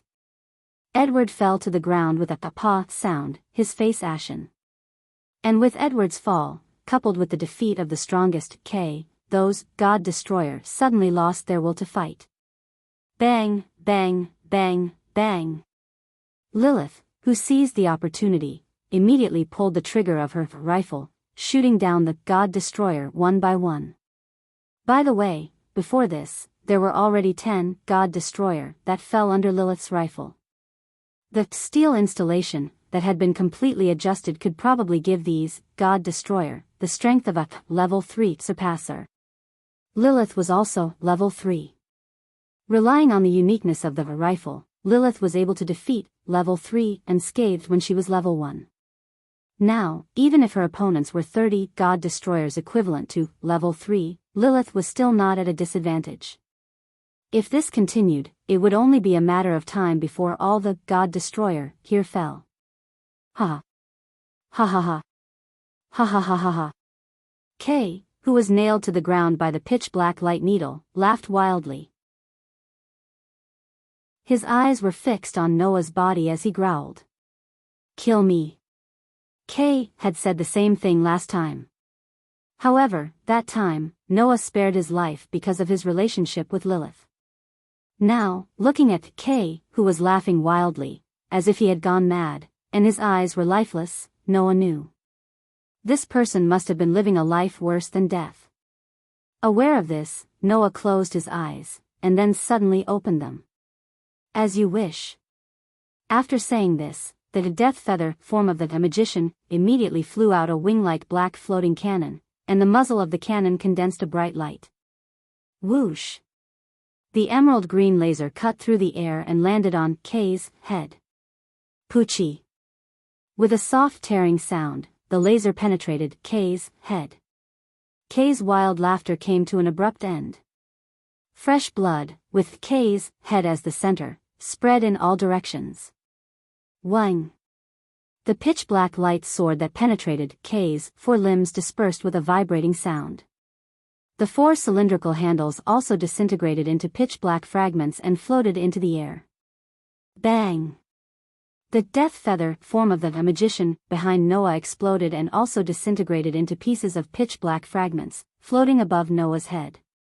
Not long after, all the fragments of the magician burned together with blue flames, turning into little blue flames and gradually dissipating into the air. Without looking at Kay, who fell on the ground, Noah turned around and walked towards the rooftop entrance. There, Lilith, whose dress was slightly damaged but not injured, welcomed Noah's arrival with a gentle smile that was rarely seen. Looking at the smile on Lilith's face, Noah was silent for a while, then sighed. "Sorry, my soul is still stained with the blood red." Hearing this, Lilith smiled and shook her head. "But you also erased the darkness in other people's souls." Saying this, Lilith stepped forward and hugged Noah. "Thank you for your hard work, my partner." Listening to Lilith's soft voice as she buried her head in his arms, smelling the delicate fragrance from Lilith's body, and feeling Lilith's slender, soft, and curvy body, Noah hesitated for a moment, then finally reached out and gently hugged Lilith. With her eyes closed, Lilith, who leaned her face in Noah's arms, slowly smiled. Because this was the first time Noah responded to Lilith's intimate actions. Chapter 277. The sky slowly lit up, allowing the sun to once again shine on the earth, bringing life back to the earth. At dawn, in the hotel, many celebrities brought their subordinates and greeted the upper echelons of the Dawn organization, who were the hosts. Then, they boarded a luxury car and left. It couldn't be helped. Although only one night had passed, many of the rich and delicate celebrities were almost scared out of their wits during this night. Under the attack of the God Destroyer Squad, other than the God Destroyer Squad that was controlled by Edward and the God Destroyer Squad that was held hostage by Noah, there were about 30 God Destroyer Squad that had snuck into the hotel and planted bombs in the hotel. After the bombs exploded, they took control of the celebrities. Originally, these God Destroyer Squad only needed to take control of the celebrities. After they met up with the God Destroyer Squad led by Edward and Kay, their mission would be more than half complete. Unfortunately, these 30 God Destroyer Squad were quickly attacked by the Surpasser led by Moonlight Glass Rabbit. The God Destroyer Squad leader that was in charge of leading this God Destroyer Squad was also pinned down by Ivan and Julie. In the end, he was knocked down by Ninefold Totoro. Although the rest of the God Destroyer Squad had the strength of a Surpasser, the Tomb Protectors were also at least rank 3. There were even 4 or 5 rank 4 leaders and the rank V Moonlight Glass Rabbit. They were completely no match for them and were all knocked down. In the end, other than Kay, who died in battle, all of the God Destroyer Squad were captured alive and escorted out of the hotel under the escort of the Tomb Protectors. Edward, who had one of his legs pierced, seemed to have made a fuss. He put on a strong front and said that he had to be released. However, after the incident, 99th Lunar Night and Edward chatted for about 10 minutes in a room. It was unknown what 99th Lunar Night said to Edward, but when Edward appeared again, his face was completely ashen. He didn't say anything and was obediently taken away. This incident seemed to have come to an end. After all, even if the attackers were all arrested, the fact that the shattered feather had been stolen could not be changed. With the loss of the shattered feather and the shock of the crowd, there was naturally no way for the appreciation convention to continue. They could only announce the end of the convention. However, before the celebrities left, 99 Lunar Nights appeared before everyone and made the following solemn promise. This time, it's our Dawn organization's lack of hospitality that caused everyone to receive such a shock. We will give everyone a certain amount of compensation and will continue to search for the whereabouts of the shattered feather. When the time comes, we will definitely give everyone a more perfect appreciation party. Thus, the art appreciation conference came to an end. As for Noah, after retrieving the shattered feather, he had naturally completed his mission in this world. Just as Noah was thinking about how to say goodbye to the group of girls who had a good relationship with him, 99th Lunar Night personally came to him and solved his problem. Retrieve the shattered feather? With regards to 99th Lunar Night's words, Noah was completely stunned. Not to mention Noah, apart from Yah, who was still in shock in the other room, Evanli, Julie, and Lilith were all stunned. Lilith was the first to react, looking at 99th Lunar Night with a serious gaze. Lunar Night, what's going on? I hope you can call me chairman in this kind of situation. 99th Lunar Night closed her eyes and said expressionlessly. I know you are very surprised, but the shattered feather must be retrieved. Not to mention that I have already announced as the highest person in charge of the Dawn organization, that I will reopen the appreciation convention for the shattered feather. Even the intruder who stole the shattered feather must be arrested. Hearing 99th Lunar Night's words, Evanli, Julie, and Lilith looked at each other. Noah also frowned slightly. 99th Lunar Night's words actually had a deep meaning. Why was it that after the shattered feather was stolen, the 99th Lunar Night announced that they would recover the shattered feather in the future and reopen the appreciation fair? Was that necessary? Moreover, 99th Lunar Night said that she must arrest the intruder who stole the shattered feather. Was that really just because she wanted to arrest the intruder? I'm afraid not. What 99th Lunar Night really cared about was not the shattered feather, but the intruder who stole the shattered feather. There were two reasons. 1. Find out the intruder's true identity. The identity here did not refer to the name of the intruder, but whether or not the intruder was a surpasser. After all, the intruder this time could use the blaze, so it was very likely that the intruder was a surpasser. If the intruder was not a surpasser, then it would be fine. But if the intruder was a surpasser, then how did the intruder hide the true power of the blaze from the Dawn organization? Or how did the intruder rise to rank 4 without anyone knowing? These questions must be investigated clearly. Otherwise, the Dawn organization's management mechanism might have some major problems that 99th Lunar Night did not discover, leading to a lot of loopholes. 2. Absolute duo. 99th Lunar Night was definitely interested in the intruder's ability to steal the power of the blaze. In order to achieve her ultimate goal, the demonized 99th Lunar Night would not let go of any possibility. It was understandable that she would want to find the intruder, and even firmly control the intruder in her own hands. Of course, the first reason could be thought of by everyone present. As for the second reason, it was probably only Noah and Lilith who understood 99th Lunar Night's true nature could guess it. Lunar Night. Lilith wanted to say something, but Noah reached out his hand and stopped Lilith from speaking. Why me? Noah looked straight at 99th Lunar Night. Other than me, there should be a lot of high-level existences in the Dawn organization. Even the Wayan unit would be more suitable to hunt down the intruder who stole the shattered feather, right? This was indeed the biggest question in Noah's heart. There was no reason for 99th Lunar Night to let Noah be solely responsible for hunting down the intruder who stole the shattered feather, right? Whether or not the intruder's strength was really only the rank 4, or whether or not Noah could capture him, just based on the fact that Noah was only a student, there was no reason for him to be given the task of hunting down criminals. Moreover, he was alone. Hearing Noah's question, 99th Lunar Night's dark eyes slightly flickered. 99th Lunar Night naturally couldn't tell Noah that this was deliberately arranged by her.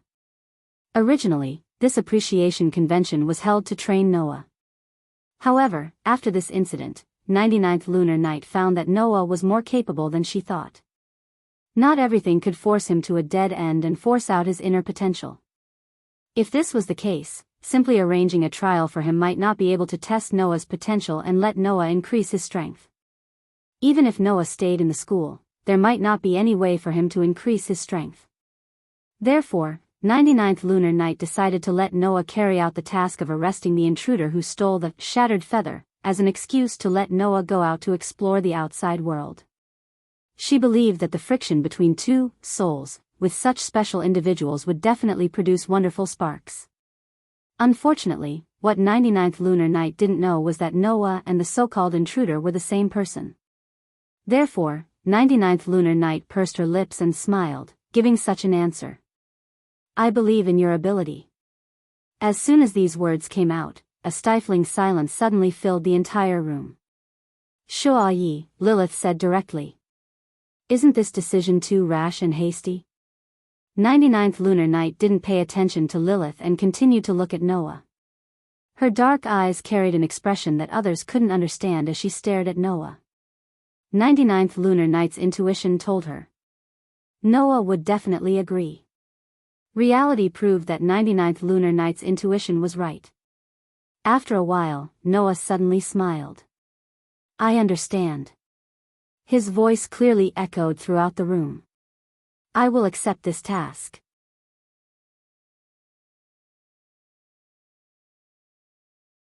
Chapter 278. Noah was about to carry out the mission of arresting the intruder who stole the broken feather. The duration of the mission was unknown. Moreover, it was to be carried out immediately. This news quickly spread throughout the Dawn organization's tomb protectors who were still in the hotel. Regarding this decision, everyone expressed that they were very puzzled, and many people expressed their indignation. Such an important mission, and the danger was unknown, and the duration of the mission was unknown. Why would the Dawn organization give it to a student who was still in school and had not yet graduated? Even if this student had successfully ascended to rank 4 when only 1/3 of the first year was over, not to mention his excellent grades, his combat strength was also very outstanding, but there was no reason to give such a mission to him, right? After all, regardless of the level of combat strength, when carrying out a mission, there were many things that required experience. And this experience might not be able to be taught in the 3 years he was still in school. Now, a student who had only finished 1/3 of the first year, even if his strength was outstanding, how much experience could he learn in carrying out missions? In addition, he was carrying out the mission alone, which made countless people even more puzzled. It was said that because of this matter, several rank 4 tomb protectors captains directly protested in front of 99 lunar nights, and strongly requested that the tomb protectors carry out the mission. Whether it was for Noah's safety or for the sake of the reputation of the tomb guardians, all the tomb guardians hoped that this mission could be handed over to them to carry out. However, no matter what anyone said, no matter how good the reason was, 99 lunar nights still insisted on letting Noah carry out this mission, causing the group of tomb protectors to be completely speechless. 99 lunar nights was the highest person in charge of the Dawn organization. Since 99 lunar nights had made an assertion, as a subordinate, what else could the tomb protectors say? This matter was decided just like that. It was still the holiday period. When Ivanli, Julie, Lilith, Tachaba, Kujaturyu, and Kawai Hozaki returned to the school, this matter should quickly spread in the school, making Noah's name temporarily the most frequently mentioned name in the school, right? As for this mission, Noah felt that it was just right. Noah had already retrieved the world fragment, and it was time to leave this world. Now, with this mission, Noah could leave the school openly and use it as an excuse to say goodbye to the girls and return to the world between worlds to continue his journey of collecting the world fragments. In any case, the intruder who stole the shattered feather was Noah himself. There was no reason for him to chase after himself, right? As for what he would do when he returned to this world, that was something he would have to consider in the future. The Dawn organization's team will leave the hotel in the afternoon. 99 lunar nights indicated that Noah didn't need to return to the academy and could leave at any time. In this regard, Noah was also happy to have less trouble. He decided on the spot to set off in the afternoon to carry out the so-called hunting mission. After knowing that Noah was about to leave for an unknown period of time, the group of girls all gathered in a room to talk. At this moment, although Julie still had an expressionless face, the ahog on her head drooped listlessly, showing the depression in her heart. For the time being, I can't sleep with Noah. Yeah. Lilith also felt a little uncomfortable and was very unhappy. Why are you in such a hurry to leave? Did the chairman really decide to let Noah carry out the hunting mission? Orange Bar, who wasn't present at the time, frowned. Isn't this decision a bit too much? As a result, Orange Bar could only use the word too much to describe 99 lunar nights' decision. After all, no matter what, Noah was still a first-year student. He hadn't learned much about missions and work, and it was really inappropriate to give him a mission. How about we go and report to the chairman? Ye's face was full of worry. It's really not good to let Noah carry out such a dangerous mission alone. Julie nodded and gave a concise reply. At least give Noah a teammate. It's useless. The one who said this was Noah's double-edged sword, Lilith. It's not that easy to change what the lunar nights have decided on. Besides, a mission is a mission. Following orders is fundamental. It's best if we don't do something that goes against orders. There won't be any results even if we do. Huh? Ye was shocked. Even Lilith can't do anything? No, even if I'm special. Lilith sighed. Besides, that child's decision isn't something I can disobey. The scene suddenly became silent. Julie looked at Ivan, who had been silent the whole time, but found that Ivan was in a daze. She pulled on Ivan's clothes in confusion. Ivan, what's wrong? Huh? Ivan woke up with a start. When he found that everyone was looking at him, he quickly waved his hand and shook his head. It's nothing, it's nothing. I was just in a daze for a while. However, whether it was Lilith, Orange Bar, or even Julie, who didn't know how to read people's expressions, they could all see that Ivan's smile was more or less forced. Lilith looked at Ivanly with her green eyes. Are you very worried? Ivan was at a loss for words, and his tea-colored eyes dimmed slightly. Looks like you're not just worried. Lilith seemed to be able to see through Ivan's heart and smiled sweetly. You're blaming yourself. Blaming yourself for not being able to help, right? Ivan's shoulders trembled for a moment. At this moment, everyone present noticed it. Ivan. Julie reached out and held Ivan's hand. Her deep red eyes were filled with deep worry. Enrich. Ya also held Ivan's other hand, but didn't know what to say. Where is Noah now? Orange Bar asked. Does he plan to leave without saying anything? My partner seems to hate parting. Lilith pretended to be relaxed. Although he hasn't left yet, when Kyuja Turyu and Kawai Hokusaki knew that Noah was about to leave, they immediately took Noah away. They said that they don't know when Noah will come back. Before Noah leaves, the two want to fight him again. With that said, Lilith glanced at Ivanly and muttered to herself, not knowing who she was talking to. So, if you have something to say to him, it's best to say it now. Ivan lowered his head and buried his face in the shadow of his bangs. No one could see his current expression. Where's Lilith? Orange Bar asked Lilith in surprise. Doesn't Lilith have anything to say to Noah? Among the girls present, Ivan and Julie formed a temporary, tripping double blade with Noah when they entered the school. They knew each other from the beginning. Lilith transferred over later, but she was Noah's official, tripping double blade. The people who had the best relationship with Noah in the school were undoubtedly Ivan, Julie, and Lilith. Even Orange Bar, who had the lowest EQ, didn't believe that Lilith didn't feel anything when Noah left. Julie-chan, Ya also said softly to Julie. Julie-chan, don't you want to say goodbye to Noah? Yeah, Julie nodded heavily. Her eyes were filled with reluctance, but more than that, there was trust. If it's Noah, it's definitely not a problem. That's my tripping double blade. I don't want to remove the tripping double blade from Noah. Not now. Noah is so outstanding. I believe I won't have such thoughts in the future. Lilith showed a beautiful smile and spat out a sentence with inexplicable confidence. He will definitely come back to me. Looking at Lilith's confident expression, Julie, Orange Bar, and Ya all felt admiration for Lilith. Immediately after, all the girls present turned to look at Ivanly. Under the gaze of the girls, Ivan opened his mouth slightly, gritted his teeth, and suddenly stood up. I'm going out for a while. Leaving this sentence, Ivan ran out of the room. Julie, Orange Bar, and Ya all looked at the direction Ivan left in speechless. Lilith curled her lips and muttered. I'll let you have it this time. If you don't seize the opportunity, you won't have another chance in the future. Chapter 279. Hiya.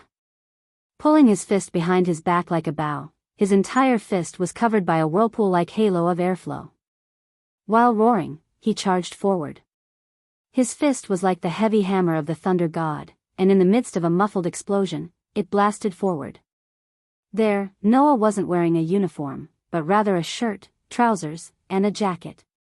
He raised his eyes and stared at the 9-layer penetrations that had mercilessly used its strongest attack on him. The corners of his mouth curled up. Whang! At some point, Noah also pulled his fist behind him like a drawn bow. Around his fist, specks of golden brilliance appeared, like bright golden starlight, converging on Noah's fist. In the end, it also turned into a whirlpool-like halo of airflow, illuminating the surroundings. Without the slightest hesitation. Regardless of whether it was Noah or the 9-layer penetrations, both were truly terrifying attacks. Even the air was scorching due to the friction between the attacks. They were like two cannonballs as they ruthlessly bombarded each other. In the next instant, the fists that were enveloped by the swirling airflow collided with each other. Bang!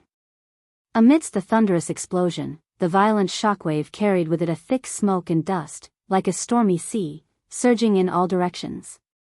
Kacha, kacha. Wherever the shockwaves passed, the ground cracked open inch by inch. Pa, pa, pa, pa. In an extremely straightforward manner, the surrounding trees seemed to have been smashed by an invisible heavy hammer. Under the assault of the shockwave, the trees were snapped at the waist and fell to the side, stirring up countless pieces of wood that shot out like bullets in all directions. Thick smoke and dust filled the air.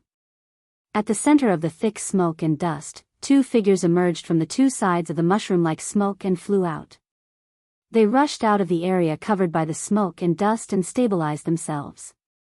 However, the situation of the two people who flew out of the smoke and dust was somewhat different. The 9-layer penetration seemed to have crashed into a wall at an extremely fast speed, and was fiercely bounced back. Not only was his figure in a sorry state, but he also violently retreated a dozen steps in the heavy sound of thump thump thump, and then he struggled to stabilize his body. Noah, on the other hand, was just the opposite. His body was as light as a feather, as though he was blown by a light breeze. He leaped out of the smoke and dust and tapped the ground twice with the tip of his feet. Then, he simply landed on the ground. His clothes were not dirty at all. From the performance and state of the two, it could be seen who was stronger and who was weaker. Ha! The 9-layer penetrations gasped for breath, staring at Noah on the opposite side. After a while, he raised his hand. The hand was shaking. Moreover, blood was still oozing out. Glancing at Noah, who appeared to be calm and carefree, and then glancing at his slightly trembling fist that was dripping with blood, 9-layer Totoro sighed and sat down on the ground with a "pa" sound. Forget it, I won't fight, consider it my loss. The 9-layer penetrations used the predecessor of the annihilation strike that Noah had not modified. Therefore, using this move would put a great burden on the body of the 9-layer penetrations. Even the 9-layer penetrations could only be used twice a day, and the limit was 3 times. However, after using it 3 times, he could not even think of getting up from the ground. Although he had only used it once, the 9-layer penetrations could still feel the pain in his arm, and it was very difficult to move it again.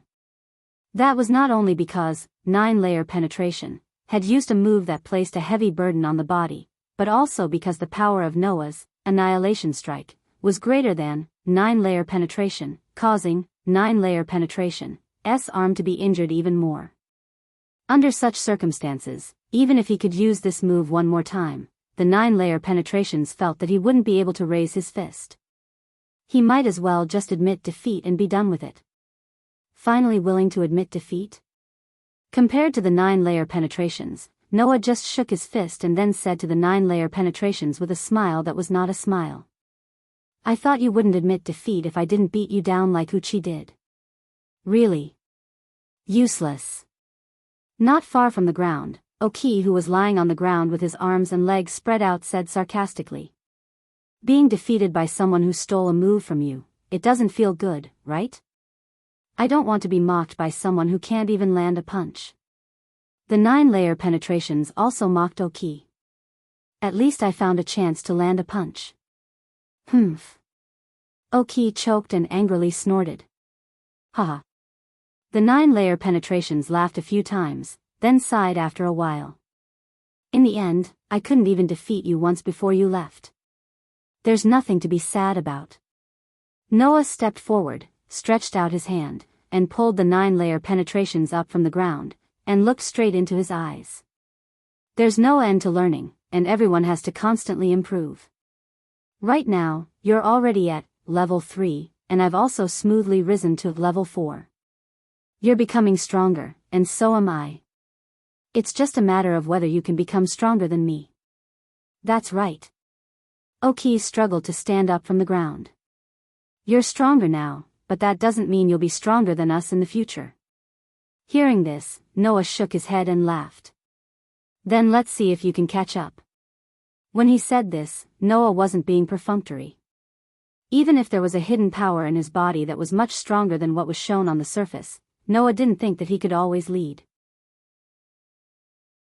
Not because of anything else, but because a person's potential was limitless. Cookie Tokusaki was one thing, but ninefold Tokusatsu gave Noah the same feeling as Naz and Rentaro. They both had unlimited possibilities. Therefore, if one day, the 9-layer penetrations suddenly became very strong, stronger than Noah when he showed his true strength, Noah wouldn't be surprised, let alone deny such a possibility. It was precisely because of this mentality that Noah could continue to grow without taking credit for himself. He was becoming stronger every minute and every second. The 9-layer penetrations took a deep breath, extended his bleeding fist at Noah, and said with a determined face. Let's fight again next time. Noah smiled and nodded. He extended his fist, and didn't care that the 9-layer penetrations was still bleeding, and heavily bumped his fist with the 9-layer penetrations. Let's fight again next time. Hey. Oki was suddenly dissatisfied. Don't forget about me. Ha ha ha ha. Noah and the 9-layer penetrations suddenly laughed out loud. At this time, a figure trotted to the scene. Originally, he was running and panting, but when he saw Noah, his footsteps slowed down, and slowly approached. Noah naturally noticed, and turned his head, and a surprised expression appeared on his face. Ivanli? Ivanli was panting and calming his breathing, and didn't speak. He just quietly looked at Noah, and Noah didn't know what to say. The 9-layer penetrations and Oki looked at each other, and tactfully left quietly, and walked towards the direction of the hotel. At the scene, only Noah and Ivanli were left. What's wrong? Noah scratched his cheek. What's the matter? Ivanli still didn't speak. He just stepped forward, grabbed Noah's hand, and silently walked towards the hotel. Noticing that Ivanli seemed to have something to say to him, Noah didn't break away from Ivanli's hand, and followed Ivanli's lead, walking forward. Hotel, rooftop. After a night, there were still traces of the fierce battle from last night on the rooftop. There were scorch marks and holes everywhere, and it was a complete mess. Especially the place where the military transport aircraft used by the God Destroyer troop was originally located. There was a large area of scorch marks, showing the intensity of the fire last night. Under Ivanli's lead, Noah came to the messy rooftop. Whoosh! The wind blew past, and raised Noah's coat, as well as Ivanli's ponytail and skirt. Standing on the edge of the rooftop, looking into the distance, Noah and Ivanli stood side by side, and didn't speak, temporarily enjoying the peace. However, this peace was destined to last for a long time. Because time was limited. Hey! Not long after, under the light breeze, Ivanli said such a sentence. It sounded like a soliloquy, but also like a plea, and it was almost covered by the wind, as if he was absent-minded. How can I become as strong as you? Noah didn't expect Ivanli's first sentence to be like this, and directly froze.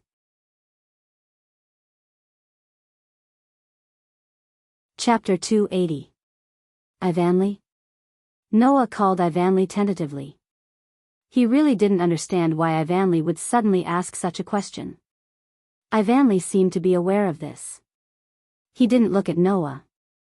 Instead, he looked into the distance and said to himself, "Do you remember why I became a surpasser and entered Howling Academy?" Noah nodded. Because of this, Noah was even more confused.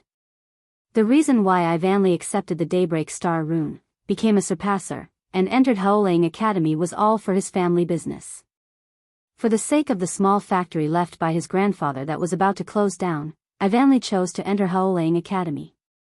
This was not only because he could earn 100,000 yen a month for his living expenses if he studied in the academy, but also because if he successfully graduated from the academy, he could join the Dawn organization's security force and become a tomb protector, earning a high salary that ordinary people could not obtain.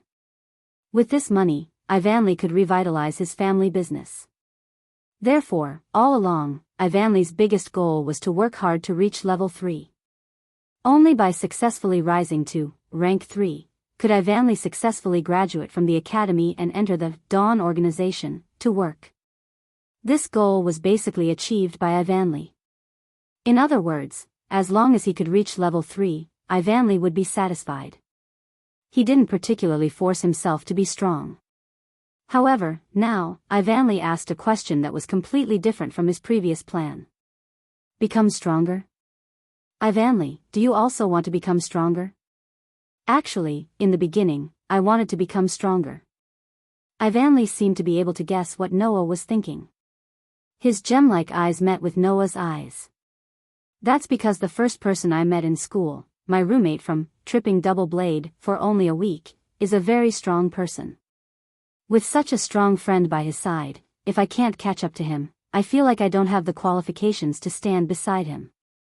However, I gave up in the end. Ivanli said in a relieved and less stubborn tone, his face relaxed. He's really ridiculously strong. It's fine if he's just strong, but the speed of his progress makes people feel powerless. He's also very experienced and knowledgeable. It's impossible to catch up with him with just a little effort. So, although I've tried my best to catch up with him, I've never thought of catching up with him. Just like that, in the constant pursuit, I successfully rose to a rank 3. At this point, a slightly bitter smile appeared on Ivanli's face. If I want to successfully graduate from the academy, I only need to reach rank 3. Because I successfully reached rank 3, I began to feel satisfied. Unknowingly, I actually forgot that I still have to catch up to him and not let him leave me behind. Noah fell silent. He had already guessed what Ivanli wanted to say. Julie is very strong. That child should be the strongest girl besides Lilith. Ba comes from a martial arts family and his combat power is also very high. Lilith is even more so. Even if Julie and Ba fight together, they might not be able to win against Lilith. Ivanli showed an extremely confused expression. Compared to them, although I'm also rank 3, I'm not that strong. If I'm stronger, I can fight side by side with you like Lilith. You're already very strong. Noah finally couldn't help but say this. In the entire first grade, your combat power can definitely be ranked in the top 5. Even compared to the upper grades, you're not inferior. But, I still can't help, right? Ivanli smiled weakly at Noah. I'm sorry, Noah. Actually, I really want to fight with you. Ivanli. Undoubtedly, in his heart, he had the urge to say a lot of things to Ivanli. But in the end, Noah only called out Ivanli's name. The words that were in his throat couldn't be spat out. Seeing Noah's speechless expression, Ivanli laughed instead. I'm just complaining.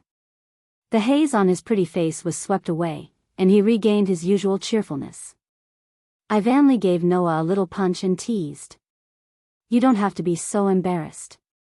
After that, Ivanli turned around, took a few steps forward, and then turned around again, facing Noah.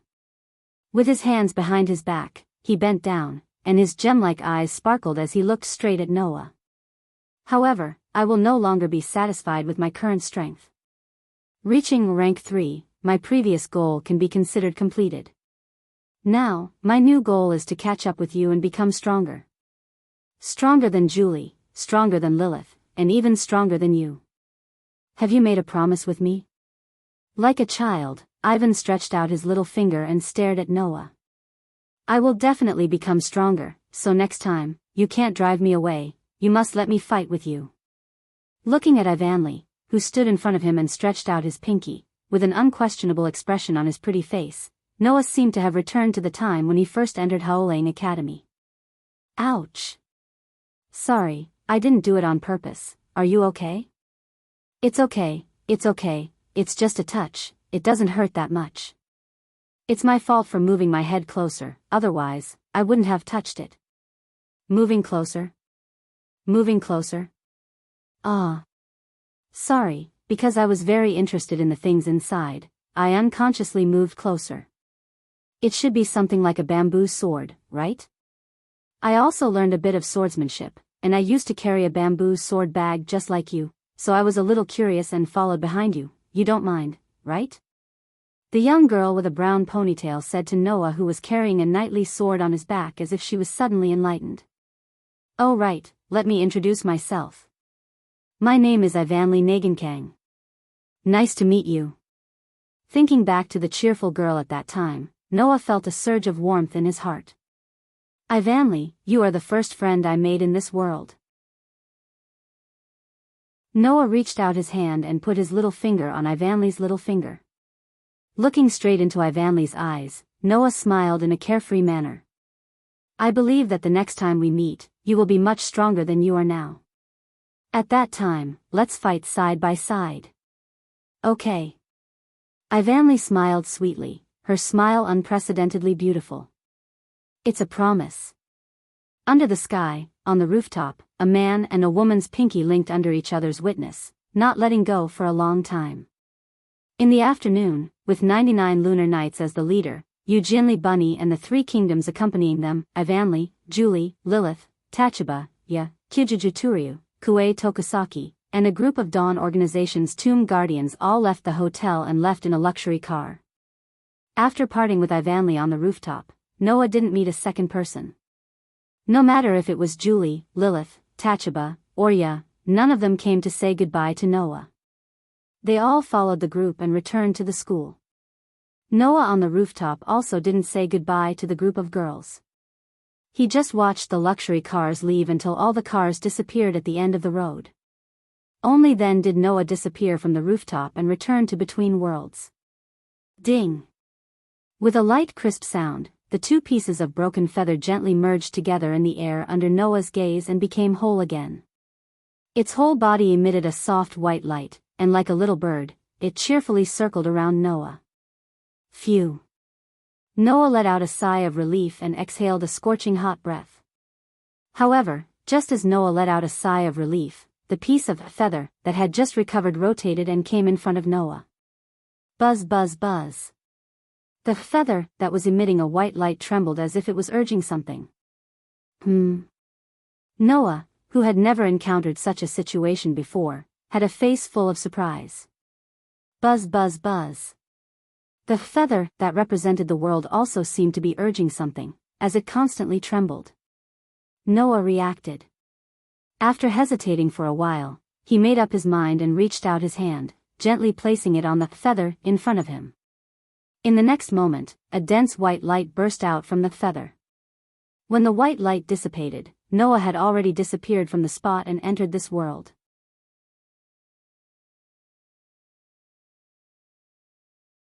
Chapter 281. The moment he entered the new world, before Noah had time to open his eyes, he felt his body was suddenly pulled into another place. A sense of weightlessness attacked his five senses. It felt like he was sitting in a car driving to the end of a straight road, but suddenly another road extended from the sky in front of the car Noah was sitting in, allowing the car carrying Noah to rush into the road and into the sky without any reduction in momentum. This description was the most appropriate.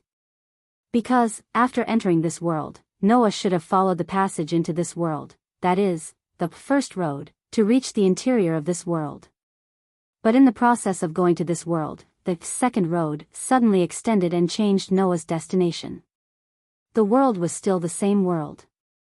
But the end, that is, the destination, was different. Noah, who should have directly descended into the interior of the world, found himself in a very wonderful place. After opening his eyes, Noah was presented in front of a snow-white world. In this snow-white world, who knows how far away, there was an existence that looked like a sphere, a vortex, a black hole, and a nebula. It gave people a feeling that it was absolutely impossible to approach. It seemed illusory and suspended at the end of this snow-white world. This was a place very similar to Between the Worlds. The difference was that, Between the Worlds, gave Noah the feeling of being in a mother's body, but it seemed that it could only contain him, making him completely unable to touch the infinite dreamy feeling. But this snow-white world gave Noah a feeling of vastness and shock. Although there was comfort, there was no infinite dreamy feeling, but more of a strange feeling. Noah didn't have time to observe this world at all, nor did he have time to observe what kind of situation he was in. Almost less than 3 seconds after Noah entered this snow-white world, Noah's heart thumped. He didn't observe this snow-white world, nor did he observe his current situation. Instead, he raised his head and looked above himself. Buzz! A burst of scorching white light rose into the air. Noah was startled, stretched out his hand, and blocked the dazzling white light in front of him. However, an inexplicable impulse controlled Noah's actions, making Noah open his eyes. Even if it was dazzling, he was unwilling to close his eyes. Through his hand, he stared at the center of the white light. Then, Noah saw. He saw 2 people. To be more precise, he saw 2 girls. They were 2 young girls who were inconceivable in every way. The 2 girls looked to be around 12 or 13 years old. The girl on the left had long water-colored hair, releasing an extremely terrifying sense of existence. Facing this girl, Noah felt that he was facing the entire starry sky, unusually small. The young lady on the right had a head of long, silver hair. Although she exuded a strong sense of presence, she exuded a strong sense of coercion. Facing this young lady, Noah felt as though he was standing in the middle of a massive ocean. He could be submerged at any moment and become part of the ocean. These 2 feelings made Noah extremely shocked. There was no way not to be shocked.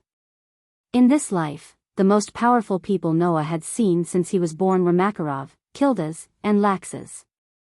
However, Noah's intuition told him that these 3 people, not to mention standing alone, even if there were 100, 1,000, or 10,000 of them, they wouldn't be qualified to stand in front of these 2 girls who didn't seem to have reached adulthood. Moreover, they weren't even qualified to carry shoes. This was not because Noah could see how powerful these 2 girls were. On the contrary, Noah had such a feeling because he couldn't see how powerful these 2 girls were. These 2 girls, who were they?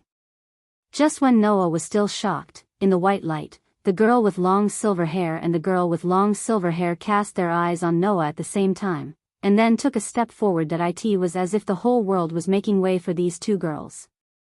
With just one step, the 2 girls suddenly disappeared and suddenly appeared in front of Noah. They stared at Noah with a pair of eyes. The girl with long blue hair revealed an extremely obvious joy in her eyes. The girl with long silver hair's eyes only slightly fluctuated a few times, and then returned to a calm and emotionless state. Noah couldn't help but take a step back. He was supposed to be the best at controlling his emotions, but at this moment, he couldn't control the rolling waves in his heart. This was because, when the 2 girls appeared in front of him, Noah actually had a very strong sense of intimacy. No, it should be called intimacy. It should be said that it was like finding a long-lost relative, and there was a feeling of blood connection. You. Noah was almost speechless, and his eyes were extremely gloomy. Seeing that Noah couldn't calm down, the girl with long silver hair looked at him expressionlessly, while the girl with long blue hair smiled sweetly and said to Noah in an intimate tone, "You can call me Gaia." Gaia? Noah couldn't help but be stunned. As for the girl with long silver hair, she raised her head slightly and nodded gently at Noah, and said very concisely, Alea. This should be the name of the girl with long silver hair. Gaia. Alea. Two existences that shocked Noah. Although there was no basis, Noah felt that after entering this world, he would come here should be the doings of these two girls. Who? At this moment, Noah took a deep breath, calmed down the various emotions in his heart, and finally restored himself to calmness. Of course, this calmness was also very forced. From Gaia and Alea, he felt a constant sense of closeness and a similar feeling of blood connection, which affected Noah, making him smile bitterly. "You are," I said before, "my name is Gaia." Gaia said with a smile, and she seemed to be in a good mood. "In terms of name, this is it. In terms of identity, I am the will of the earth, and I am the control force. If it is difficult to understand, you can think of me as a part of this world." Alea. As if to create a sharp contrast with Gaia, Alea was expressionless, and it was impossible to tell whether her mood was good or bad. Only a pair of bright eyes were staring at Noah. The collective body of human consciousness, the control force, forms a part of this world. A part of this world. If it was someone else who said this, Noah would be skeptical even if he didn't completely believe it. However, when this sentence came from the mouth of these two girls who were very unbelievable in all aspects, Noah had no choice but to believe it. Because, only this explanation could explain why these two girls who seemed to be only 12 or 13 years old gave Noah such a vast and boundless feeling. Without giving Noah much time to react, the seemingly cheerful Gaia excitedly said to Noah. "You are Noah, right? I finally meet you. It was us who brought you here." Alea still used the simplest words to explain to Noah. "Because you have just restored this world, we are able to use this world that has just stabilized to guide you, who is in the space between worlds, to let you follow our guidance and enter this world." Noah finally understood.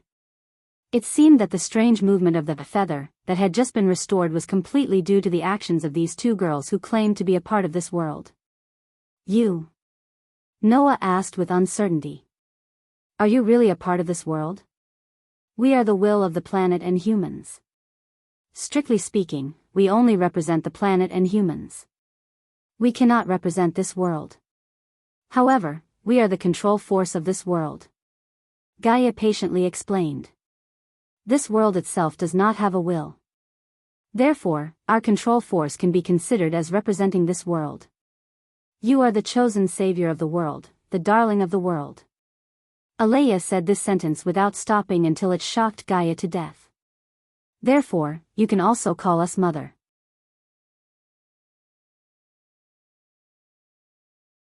Chapter 282.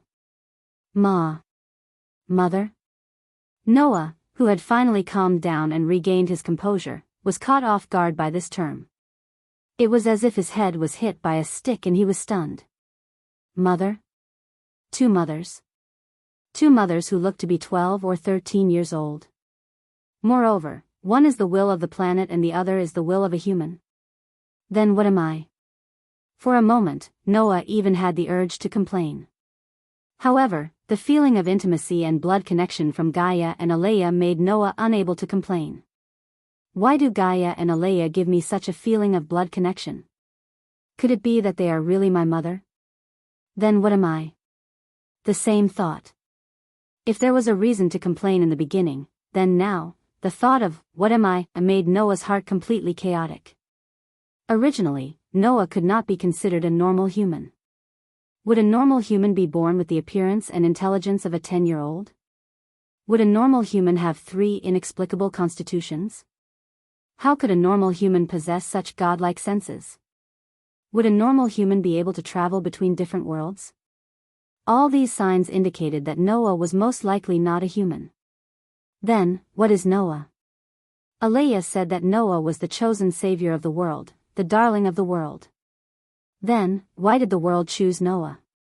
Why didn't it choose someone else? Am I considered a human? Noah realized that his heart was in a mess like never before. Even though Noah already knew that he was not a normal human, at this moment, Alea, who had been watching Noah, suddenly spoke. "You are a human," Noah was stunned on the spot. Little Noah, don't doubt yourself. Gaia floated in front of Noah and patted Noah's head like a little adult. Alea is an amalgamation of the human unconscious. It represents the existence of all humans. Since Alea said that you are a human, then you are definitely a human. No one can doubt it. Gaia and Alea's words were like a warm current that drilled into Noah's heart, making Noah's heart inconceivably calm down. Gaia was right. Alea was an existence that represented all of humanity. Since Alea said, "You are a human," there was probably no one more convincing than Alea to say this. However, if I am a human, why is my constitution so special? Why do I have the appearance and intelligence of a 10-year-old when I was born? Why am I the so-called darling of the world? As expected of an existence that represented all humans, Alea immediately saw through Noah's thoughts and shook its head at Noah. You don't have to feel confused about your own existence. You will know everything sooner or later. That's right, that's right. The Gaia person made a teaching gesture. Little Noah, you just need to know that we are all your mothers. Come, call us mommy. A cute little girl who looks 12 or 13 years old is urging me to call her mommy with an innocent expression? What kind of feeling is that? In any case, Noah felt that regardless of whether Gaia and Alea were his real mothers, as long as he called them that, he would definitely become a sinner of the world. Thus, Noah said shamefully, I will call you Gaia and Alea." Regarding this, Alea silently expressed its agreement, as though it didn't care about a superficial form of address. However, Gaia puffed up her cheeks and was very dissatisfied. Why? Why? Does Gaia really not know, or is she pretending not to know? Noah was extremely speechless. However, he didn't realize that he had already treated Gaia and Alea as his family. Not for other reasons, but even if it was because of the inexplicable closeness and bloodline connection, Noah would still acknowledge Gaia and Alea. As for Gaia, it seemed like she was just complaining. A second ago, she was still panting with anger, but in the next second, she smiled happily. Forget it. Being able to see little Noah is already enough to make me happy. Alea nodded and looked straight at Noah. This world has already recovered. We can also sense the existence of other world fragments. In this world, there are many parallel worlds. We can only vaguely sense which parallel world the other world fragments are in. We will directly send you to that parallel world. This time, Noah was surprised. Didn't this world just recover? How could there be world fragments in this world? In the past, Noah had always been searching for world fragments in a complete world. World fragments would only be lost in a complete world and would not be lost in a similarly broken world. Then, in a world that had just recovered, why would there be world fragments in it? The reason is simple. Gaia spread out her hands and acted helpless. Because, before you, Noah, could grow up and come to this world to retrieve the world fragments that were lost here, this world was already destroyed. Destroyed? Noah held his breath. Speaking of which, why were there so many worlds that were broken into fragments? Some of them were drifting in the world between worlds, and some were lost in a complete world? How did those originally complete worlds become fragments? Noah had never considered this question before. But now, it seemed like there was a reason why the world was broken. You don't need to ask. Alea's eyes flickered. You will know sooner or later. Hearing Alea's words, Noah could only suppress the doubts in his heart and let out a sigh. In other words, this world was originally complete. There were also fragments of other worlds that were lost here, but before they could be retrieved, this world was destroyed. Now that this world has recovered, the world fragments that were originally here naturally need to be retrieved, right? Yes, that's right. Gaia nodded her little head. I believe that little Noah also knows that this world has no way of destroying other worlds. We are God's domain and can be considered as representing this world, so we have no way of destroying other world fragments. You can only find them yourself, and we can only give you some guidance. On the matter of finding world fragments, we can only guide you and give you hints. This world has just recovered, so if we provide you with too much help, it will disrupt the order and balance of this world. Therefore, the help we can provide you is limited. Alea looked at Noah, and for the first time, her eyes showed true emotions. It was as if she could only look at her child running around for her without being able to help. She was like a real mother with pity, heartache, and gentleness. Unfortunately, this gaze only appeared for a short moment, and after a moment, Alea's eyes returned to its emotionless state. On the other hand, Gaia showed very obvious emotions. We can only take advantage of this loophole and give you a gift. After saying that, Gaia flipped her hand, and a ball of light appeared in her hand. It slowly elongated and finally had a form. It was a scabbard. A scabbard that shone with golden light. Noah's attention was immediately attracted by the scabbard that was lying quietly in Gaia's hand.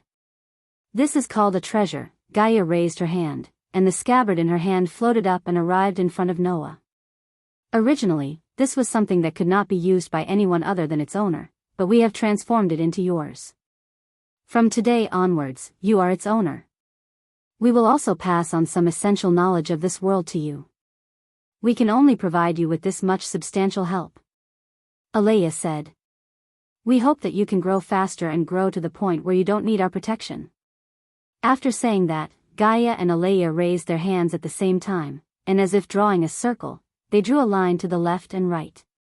Suddenly, Noah felt as if he was thrown into a tunnel, and the distance between him and Gaia and Alea was pulled infinitely apart within 1,000th of a second. In the end, Noah's vision turned black, and he lost all his vision in an instant. Wang! The scabbard in Noah's hand suddenly emitted a rich light that enveloped Noah's body. It was like a bubble that enveloped Noah and flew toward the other side of the tunnel.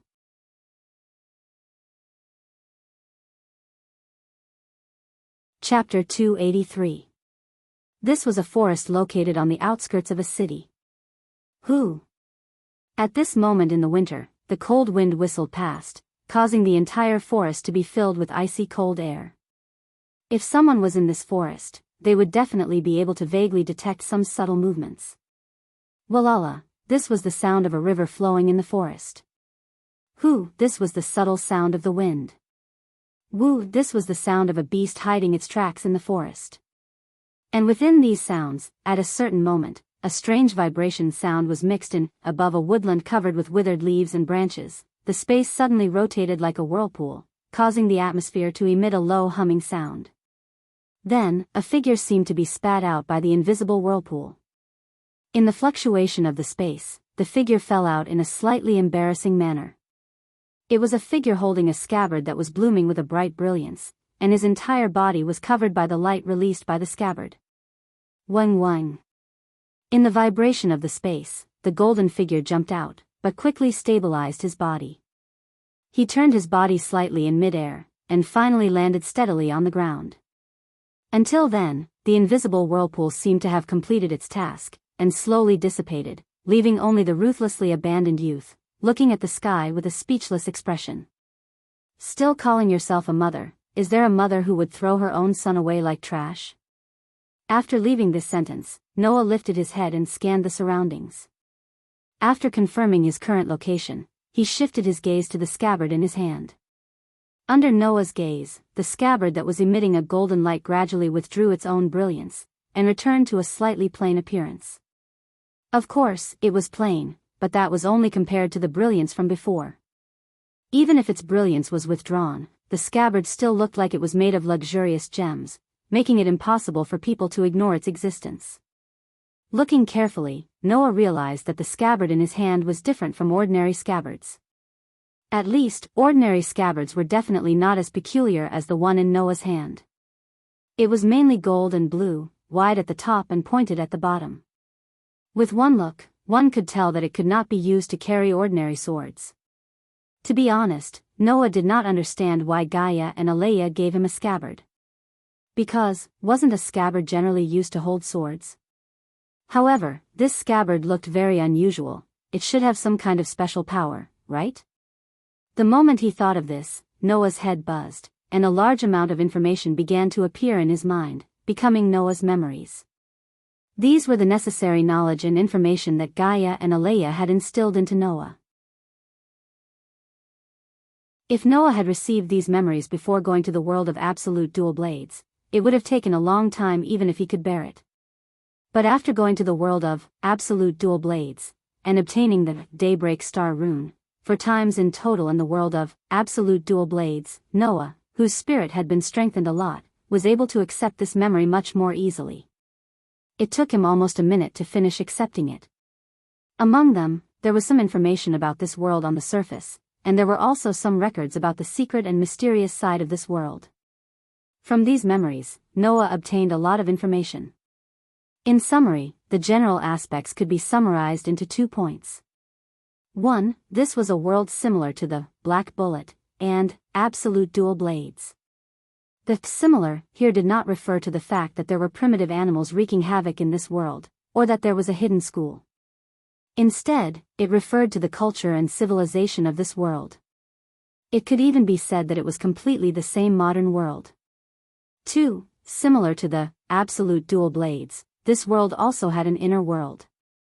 On the surface, it looked like an ordinary modern world. However, in this world, there were also existences similar to surpassers and God's destroyers that surpassed humans. Moreover, compared to the absolute dual blades world, this world's inner world was more mysterious, more magnificent, and more dangerous. In addition, Noah also knew the true form of the scabbard in his hand. So that's how it is. After receiving all the memories, Noah looked at the scabbard in his hand with some surprise. Is this the so-called noble phantasm? The so-called noble phantasm referred to those who were once active in myths and legends and transformed into a kind of weapon called heroic spirit that was used by those who were once active in myths and legends. That was the ultimate weapon that originally only existed in fantasy and could only be used by its owner. It had miraculous power. However, there were some noble phantasms that existed in this world in a real form. The scabbard in Noah's hand was one of them. Not only that, among all the noble phantasms, the scabbard in Noah's hand was also one of the best. Normal noble phantasms could not be compared to this scabbard. Only a very small number of noble phantasms could be compared to this scabbard. Otherwise, as the will of the planet and the will of mankind, Gaia and Aleya would not have transformed it and made Noah its owner and use it. Therefore, even from Noah's point of view, the power of this scabbard was extremely huge and its use was incomparably great. With it, as long as Noah had enough magic, then he basically did not have to worry about his own safety. Originally, if he wanted to use the real power hidden in this scabbard, he would need the magic of the original owner of the scabbard. But now, the owner of this scabbard had become Noah. Besides Noah's magic, even its original owner had no way to use it. At this moment, Noah slightly unsealed the magic sealed in his body, which was in a limited state, and mobilized the magic sealed in the scabbard. The scabbard also had the characteristic of storing its owner's magic. As long as he poured magic into it, even if he did not use it, the scabbard would be able to store the magic and use it at any time. At that time, even if Noah did not have any magic, as long as the scabbard still had magic stored in it, he would be able to use the power of the scabbard. Furthermore, the scabbard would be able to act on its own. However, just as Noah was pouring magic into the scabbard in his hand, Noah's superb perception suddenly caught a fluctuation. Noah was slightly surprised, and then he discovered it. This forest, no, it should be said that it was this city. The air in this city was thick. The city seemed to be shrouded in a layer of invisible fog. This layer of invisible fog reacted when Noah unsealed the magic in his body. Barrier? Relying on his sensing ability and the memory in his mind, Noah recognized the true form of this layer of invisible fog. This city is actually completely covered by a barrier? After a while, the somewhat surprised Noah frowned and put his unsealed magic back into the limited state. Then, in a flash, he hid behind a tall tree on the side. Paw paw paw paw. At the same time, the sound of birds flapping their wings resounded in the air above the forest. A flock of about 10 to 20 birds flew in from the other side of the forest, constantly hovering in the air above the forest. Hiding behind the tree, Noah stared at the flock of birds hovering in the air above the forest. This was not an ordinary flock of birds. From Noah's perception, these birds did not have any breath of life, and they even carried a small amount of magic. Previously, the barrier covering this city had reacted to Noah's magic after he unsealed the limited state. Therefore, these birds should have been sent by the owner of the barrier to investigate. This allowed Noah to discover another use of the limited state concealment. Like Noah's own magic, if he used the limited state to seal it, there seemed to be no way to detect it. Paw paw paw paw. The sound of the birds flapping their wings still echoed in the air above the forest. After an unknown amount of time, the flock of birds hovering in the air above the forest turned around and flew back to their original location. Noah, who was hiding behind the tree, walked out, raised his eyes, and looked in the direction of the flock of birds. After a long time, he chuckled. It seems that this city also has many secrets. Following these words, the scabbard in Noah's hand turned into rays of light and merged into Noah's body.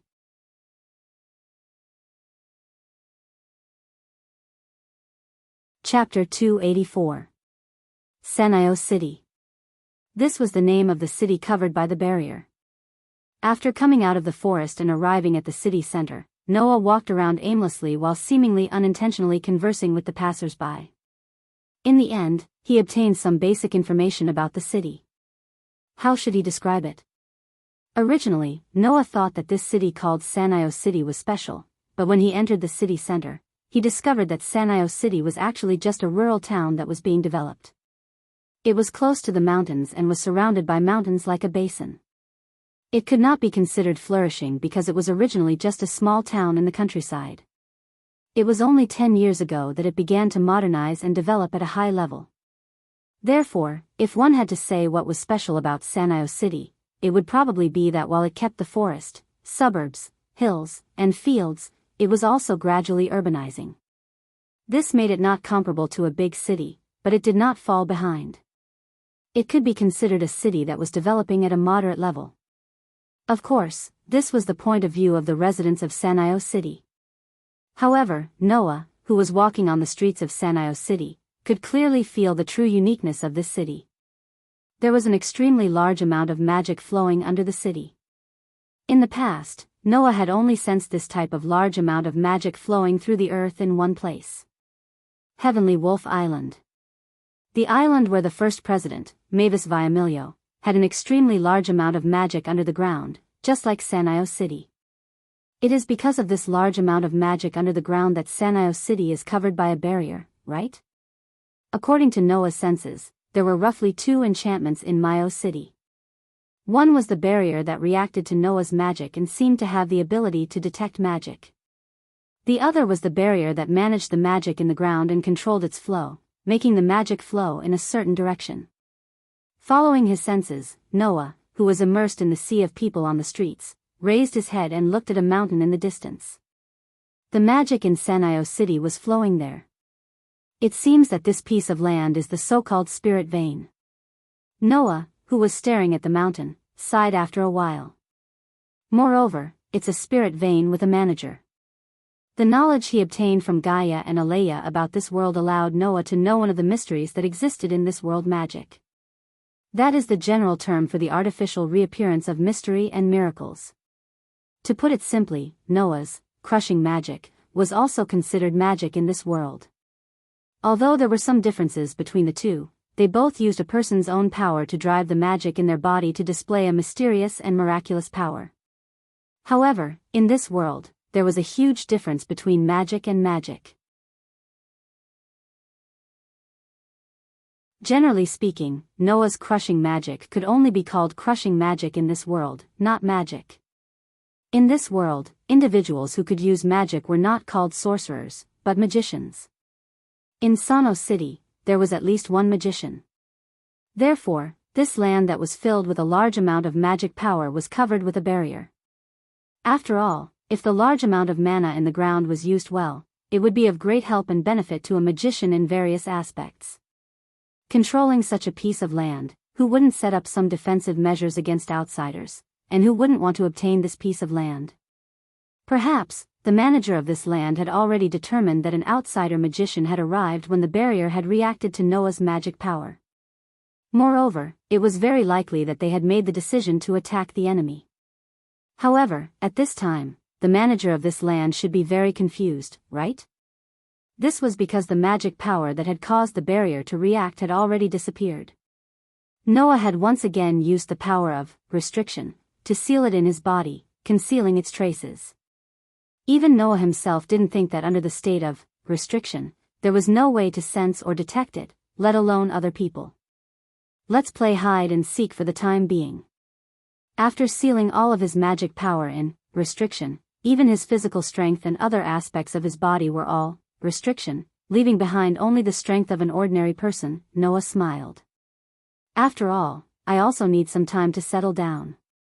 Next, Noah began to settle down in Sano City. Every time he arrived in a new world, the most difficult thing to solve was the problem of identity. Every time Noah arrived in a new world, he had to solve the problem of his identity first. Just like in the world of absolute dual blades, Noah originally wanted to find an internet cafe and hack into the country's database to leave his personal information. Then, he would use the excuse of loss to apply for a new identity card and household registration. However, Sano City's modern urbanization had only been going on for about 10 years. At this time, even mobile phones weren't that common, let alone computers. Noah went through a lot of trouble to borrow a computer from a large company. In exchange for helping the employee who borrowed the computer bring takeout, he borrowed about 10 minutes to successfully hack into the country's database and leave his personal information. Then, Noah began to think of ways to get some money. There was no other way. In this world, there was no place like Haoling Academy that provided free food and accommodation. If he didn't think of a way to get some money, he was afraid that Noah wouldn't even have a place to stay for the night. Even getting food to eat was a problem.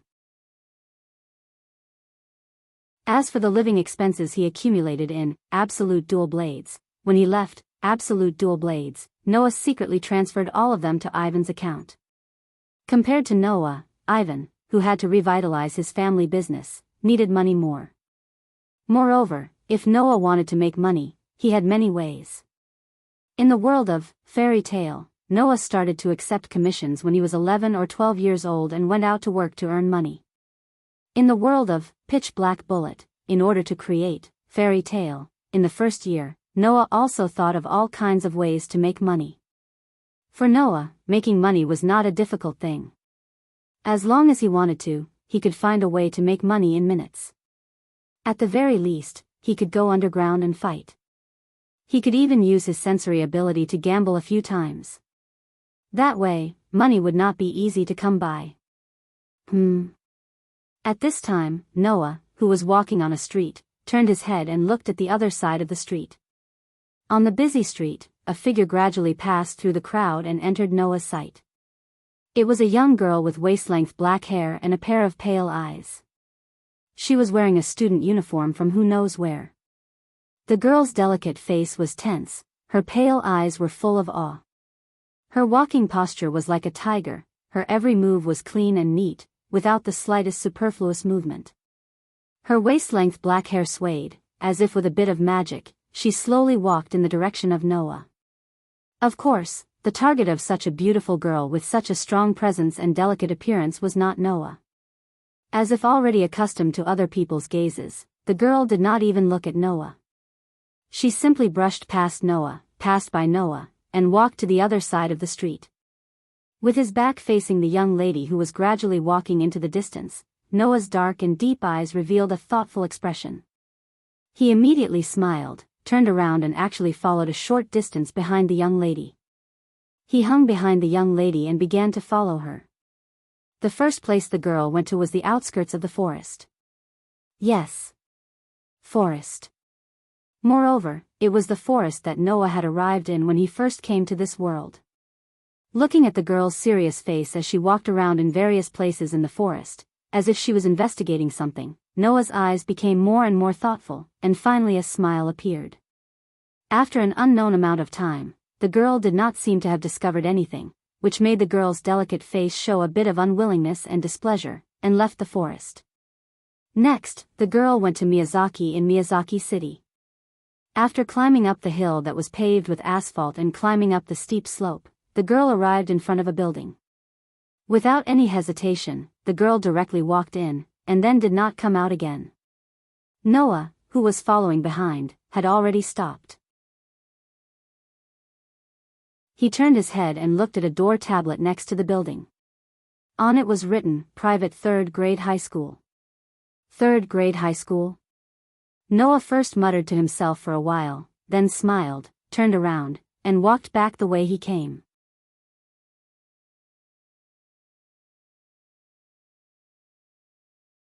Chapter 285. Private Mitsubishi High School. This was a school that had existed in Myomachi before Myomachi was developed into a modern city. Before that, Mitsubishi High School was just a dilapidated school built on a mountain. It closed down 20 years ago, and then a new school building was built and became the current private Mitsubishi High School. As one of the few private high schools in Mitsubishi City, although the number of students studying in Mitsubishi High School was not many, it was definitely not few.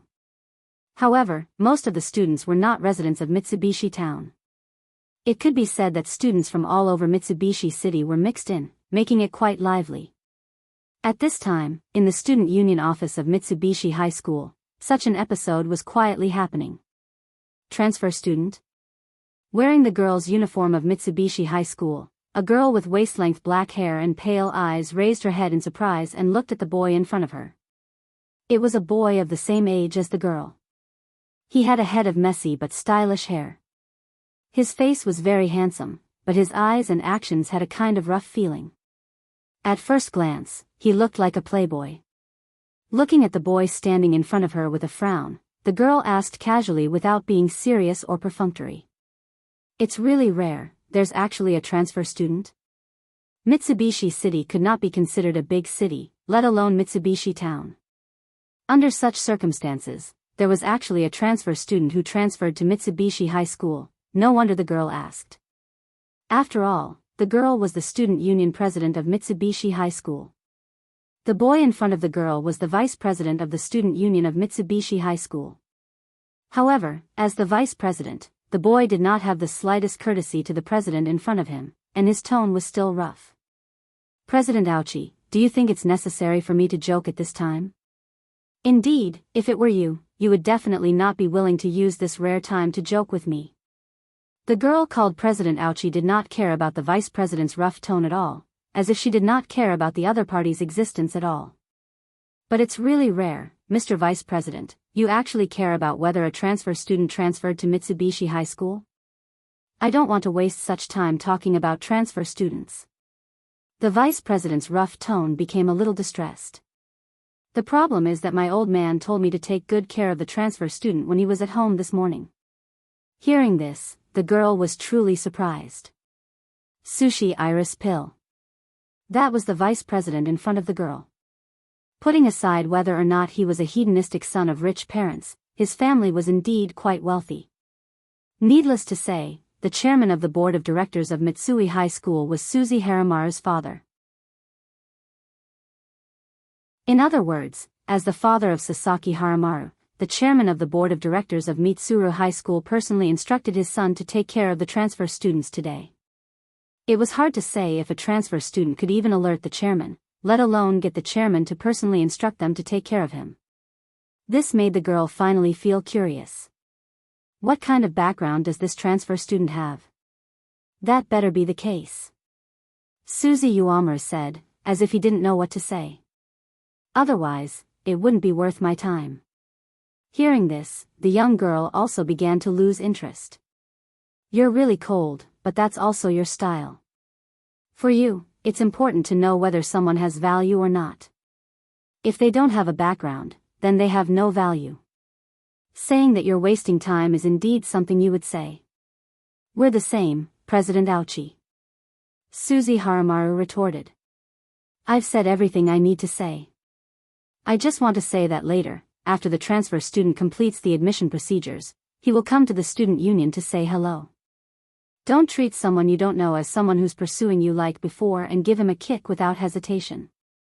There's something wrong with what you just said, the young girl casually replied. I'll only make a move on someone who's clingy. Otherwise, I'm too lazy to waste my energy. That's why we're the same. Suzy Haramaru glanced at the girl without saying anything else.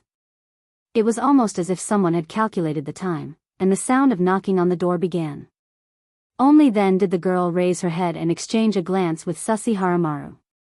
Then, she turned her gaze to the door. Please come in. As soon as the voice fell, the door of the student union office was directly pushed open. The girl and Suzy Haramaru both looked at the person who came in. What entered the eyes of the two was a young man. A young man with short black hair, dark eyes that were as deep as the stars, exuding a strange temperament and a free and easy aura that made people unable to move their eyes away. The person who came in was Noah. Glancing around the entire student union office, Noah's eyes and the girl's eyes met in an instant. At this moment, the corner of Noah's mouth slowly rose. At this moment, the girl's heart seemed to be touched, and she stared at Noah for a while. The touched here was not referring to love at first sight or anything like that. It was all pink and unfolding. The reason why the girl's heart was touched was because the girl inexplicably felt like she was being stared at by something dangerous, and the switch that represented vigilance in her heart was suddenly turned on. When the girl's eyes were also filled with vigilance, Noah looked away and greeted. Hello, I'm today's transfer student, my name is Noah Doria, you can call me Noah. Noah Doria? Suzy Haramaru slightly raised her eyes. This name, don't tell me you're not from this country? Yes, Noah admitted straightforwardly. I'm not from this country. A foreign transfer student? The girl's sharp eyes stared at Noah's body, as if she was staring at a dangerous person, and her words were also merciless. A foreign transfer student will also take a fancy to our rural city's private high school? Sensing that her president's tone was very unfriendly, Suzy Haramaru immediately closed her mouth tightly, and at the same time, a feeling of surprise surged in her heart. As long as one was a student of Mitsuhiko High School, there was no one who did not know how violent this girl was. She was always ruthless to others. Even if it was a teacher, if they made a mistake, she would directly rush up to correct them. Her temper was not bad, but her patience was very limited. In addition, her eyes were always fierce, so Suzy Haramaru was not surprised at all that the girl would be so rude to a person she met for the first time. However, the girl's current behavior had already exceeded the category of rude, and began to transition in the direction of finding fault with the innocent. In this regard, Suzy Haramaru did not want to comment on anything, nor did he want to meddle in other people's business. He did not want to become the victim of the president who was inexplicably unhappy and needed to vent her anger. Actually, I just came to Mitsuhiko City by chance. I didn't want to transfer to Mitsuhiko High School, but I happened to meet the president of this school. Noah, as if he did not notice the unfriendliness in the girl's eyes and tone, straightforwardly explained. When I met the president yesterday, he was playing chess with others. I just happened to be interested, so I played 2 games. Later, I found out that there was a bet. After I finished, the president had already lost a lot of money to me. When he knew that I was looking for a school to enter, he warmly invited me here. Noah's words were half true and half false. The truth was naturally that Noah did not come to Mitsuhiko City on purpose, and he did not have the intention to transfer to Mitsuhiko High School. The lie was that Noah had a purpose to find the president of Mitsuhiko High School. Everything that happened after that was logical, and it was all true. The only difference was whether it was intentional or not. As for the purpose of transferring to Mitsuhiko High School, it was very simple. Because the girl was a student here. Because the girl was very special. Facing Noah's words, the girl was directly stunned. Even the girl was like this. Suzy Haramaru fell into a dead silence as if he had swallowed a bug. So, his father told him to take care of this transfer student because he lost money to her? Well, no matter what, we are all classmates. Noah said to the girl with a smile. You haven't asked. The girl took a deep breath and looked at Noah with a stern gaze. I am the president of Mitsuhiko High School Student Council, Aoko Aozaki. This was the first meeting between Noah and Aoko Aozaki.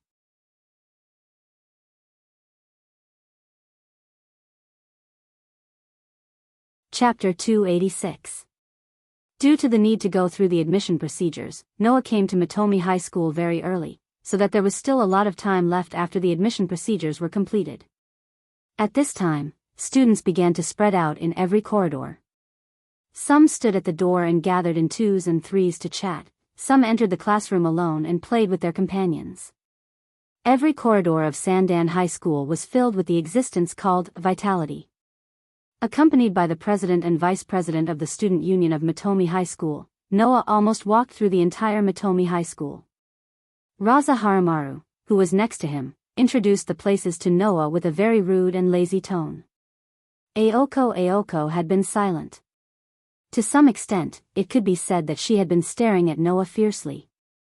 It was as if she wanted to see the true face of a hypocrite, causing many students passing by to whisper and cast sympathetic eyes on Noah. The president of the student union of Mitomi High School was not to be trifled with. This was something that everyone knew. The students thought that Noah had offended Aoko and was targeted by her. This was why they cast sympathetic eyes on Noah, but they did not know that the situation should be the opposite. It was not Aoko who targeted Noah, but Noah who targeted Aoko. Otherwise, Noah would not suddenly transfer to Mitomi High School. Of course, Noah naturally would not show this. He ignored Aoko's gaze and chatted with Raza Haramaru as usual, turning a blind eye to her. This made Raza Haramaru's hair stand on end. For Aoko, Raza Haramaru wanted to stay away from her. Now that the other party was releasing a murderous gaze next to him, even if the target was not him, it was enough to make Raza Haramaru tremble with fear. As for Noah, Raza Haramaru could only admire him now. Only Noah could directly ignore the president of Mitomi High School. However, if he could do it, it did not mean that Raza Haramaru could also do it. At the very least, if Aoko continued to stare at him like this, Misaki Yumaru would be the first one to succumb and become a sacrifice. Immediately, Suzy Haramaru tried to change the topic. By the way, Noah, you said that my old man lost a lot of money to you yesterday. How much did he lose? One had to know that Susi Isamaru's family was quite wealthy. If he had only lost a small amount of money, the chairman wouldn't have been so enthusiastic about Noah. In fact, this was indeed the case. Not a lot, Noah said in an indifferent tone. His words were earth-shattering. If I were to add it up, it should be around 20 million, right? Suzy Haramaru's legs went soft and he almost fell to the ground. 20 million? Aoko cried out in surprise, forgetting the inexplicable sense of wariness in her heart. It's over. Sasuke sighed as he face-bombed. That old man is finally finished this time. Suzy's family was indeed quite wealthy. It wouldn't be difficult for them to take out 20 million yuan. The difficult part was that Suzy Haramaru's father lost 20 million yuan in gambling. Suzy Haramaru's father didn't have the final say in the Suzy family. There was still Suzy Haramaru's grandfather above him. If his grandfather were to find out about this, he would most likely fly into a rage. If that happened, Suzy Haramaru's father would be in trouble. Well, don't be so nervous. Noah said casually as if he was afraid that his words wouldn't scare Suzy Haramaru to death. I'm here as a student. It's not good to gamble. So, yesterday's gambling was just for fun. I also told the chairman that I don't have to pay back the money. As soon as this sentence came out, let alone Suzy Haramaru, even Aoko looked at Noah like he was an idiot. That was 20 million yuan. It wasn't 2 million yuan or 200,000 yuan, but 20 million yuan. If it was a family of 3, 200,000 yuan would definitely be enough for the family to live for a month. 2 million yuan would be enough for a year. 20 million yuan was equivalent to 10 years of living expenses for a family of 3. How could he just give up on such a large sum of money? If this person wasn't stupid, then who was? If it can be solved with money, then it's not a problem. Noah responded to Aoko and Suzy Haramaru's silence. I have hands and feet. If I want money, can't I earn it myself? This time, Aoko was somewhat impressed by Noah.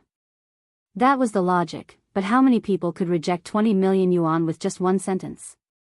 If it was Aoko herself, she naturally wouldn't accept the ill-gotten wealth. Although gambling was against the student's code of conduct, there was no reason for her to give away the money that was already in her hands. As expected of a foreigner. You really can't compare to the local snobs. Suzy Haramaru also patted Noah's shoulder and looked very emotional. Now, Suzy Haramaru finally understood why his old man asked him to take care of Noah so enthusiastically. It wasn't because Noah was his CR, but because he was indebted to Noah. He saved him from being scolded by his grandfather. Okay, it's almost time for class. I should go.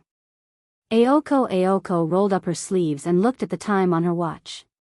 Then she waved her hand at Suzy Haramaru. Vice President, I'll leave the transfer student to you. Deal with him. After leaving behind this sentence, Aoko glanced at Noah. She didn't say anything to Noah and directly walked away. Her handsome figure attracted the attention of the surrounding students as she disappeared at the end of the corridor. Noah looked at Aoko's back as she left. He didn't know whether to laugh or cry. This Aoko is really interesting. She comes and goes as she pleases. She's like the leader of a group of bad people. Who would have thought that such a person would be the president of the student council? Hey, don't tell me you've taken a fancy to the president? Suzy Haramaru raised his voice slightly when he saw Noah staring at the direction where Aoko disappeared. Although she's a beauty based on her appearance and figure, I advise you to change your target if you want to think about the rest of your life. Noah obviously didn't take a fancy to Aoko. He came here because Aoko was in Mitsui High School because Noah didn't have a clear goal and there was something special about Aoko that caught his attention. That was why he decided to enroll in Mitsui High School. Although this was the case, Suzy Haramaru's words still aroused Noah's interest. Why do you say that? Because Aoko will never take a fancy to stinky boys like us. Suzy Haramaru said matter-of-factly. For that guy, the people in this world are only divided into people who can get along and people who can't get along. There's never a difference between good relationship and bad relationship. If she thinks you can get along, then she will interact with you. If she doesn't think you can get along, then even if she meets you on the street, she may not call you. That's not the most important thing. Suzy Haramaru's face was filled with pain. The most important thing is that that woman never thinks she needs to fall in love. So, as long as you show the slightest inclination to pursue her, she will sweep you into the category of people who can't get along, whether you like it or not. Hearing this, Noah was stunned, then he couldn't help but laugh. Then isn't the president the kind of old woman who is destined to be alone for the rest of her life? No, it should be said that she will position herself as an old woman who will be alone for the rest of her life. Suzy Haramaru was speechless. Undoubtedly, he was quite handsome, but the look in his eyes and the rough tone in his voice made him look like he was spitting saliva, making people not dare to compliment him. So, I advise you not to take a fancy to Aoko, otherwise no one will be able to save you, no matter what. Okay, don't worry. Noah couldn't help but laugh. I don't like that president, I just think she's a bit special, a bit eye-catching, no other meaning, I can still be saved, right? At least there's no possibility of being sentenced to death. With this sentence as the end of the topic, Suzy Haramaru walked forward. Let's go, you're in the same class as me, we're both 2A, I'll take you there. By the way, after school, I'll treat you to a meal as a thank you for forgiving my old man. Noah couldn't help but smile and nodded. Under the gaze of many students, he followed Suzy Haramaru to the classroom. You're tuning into the Journey of the Soul YouTube channel. Don't forget to subscribe and join us on this journey to catch the most captivating stories.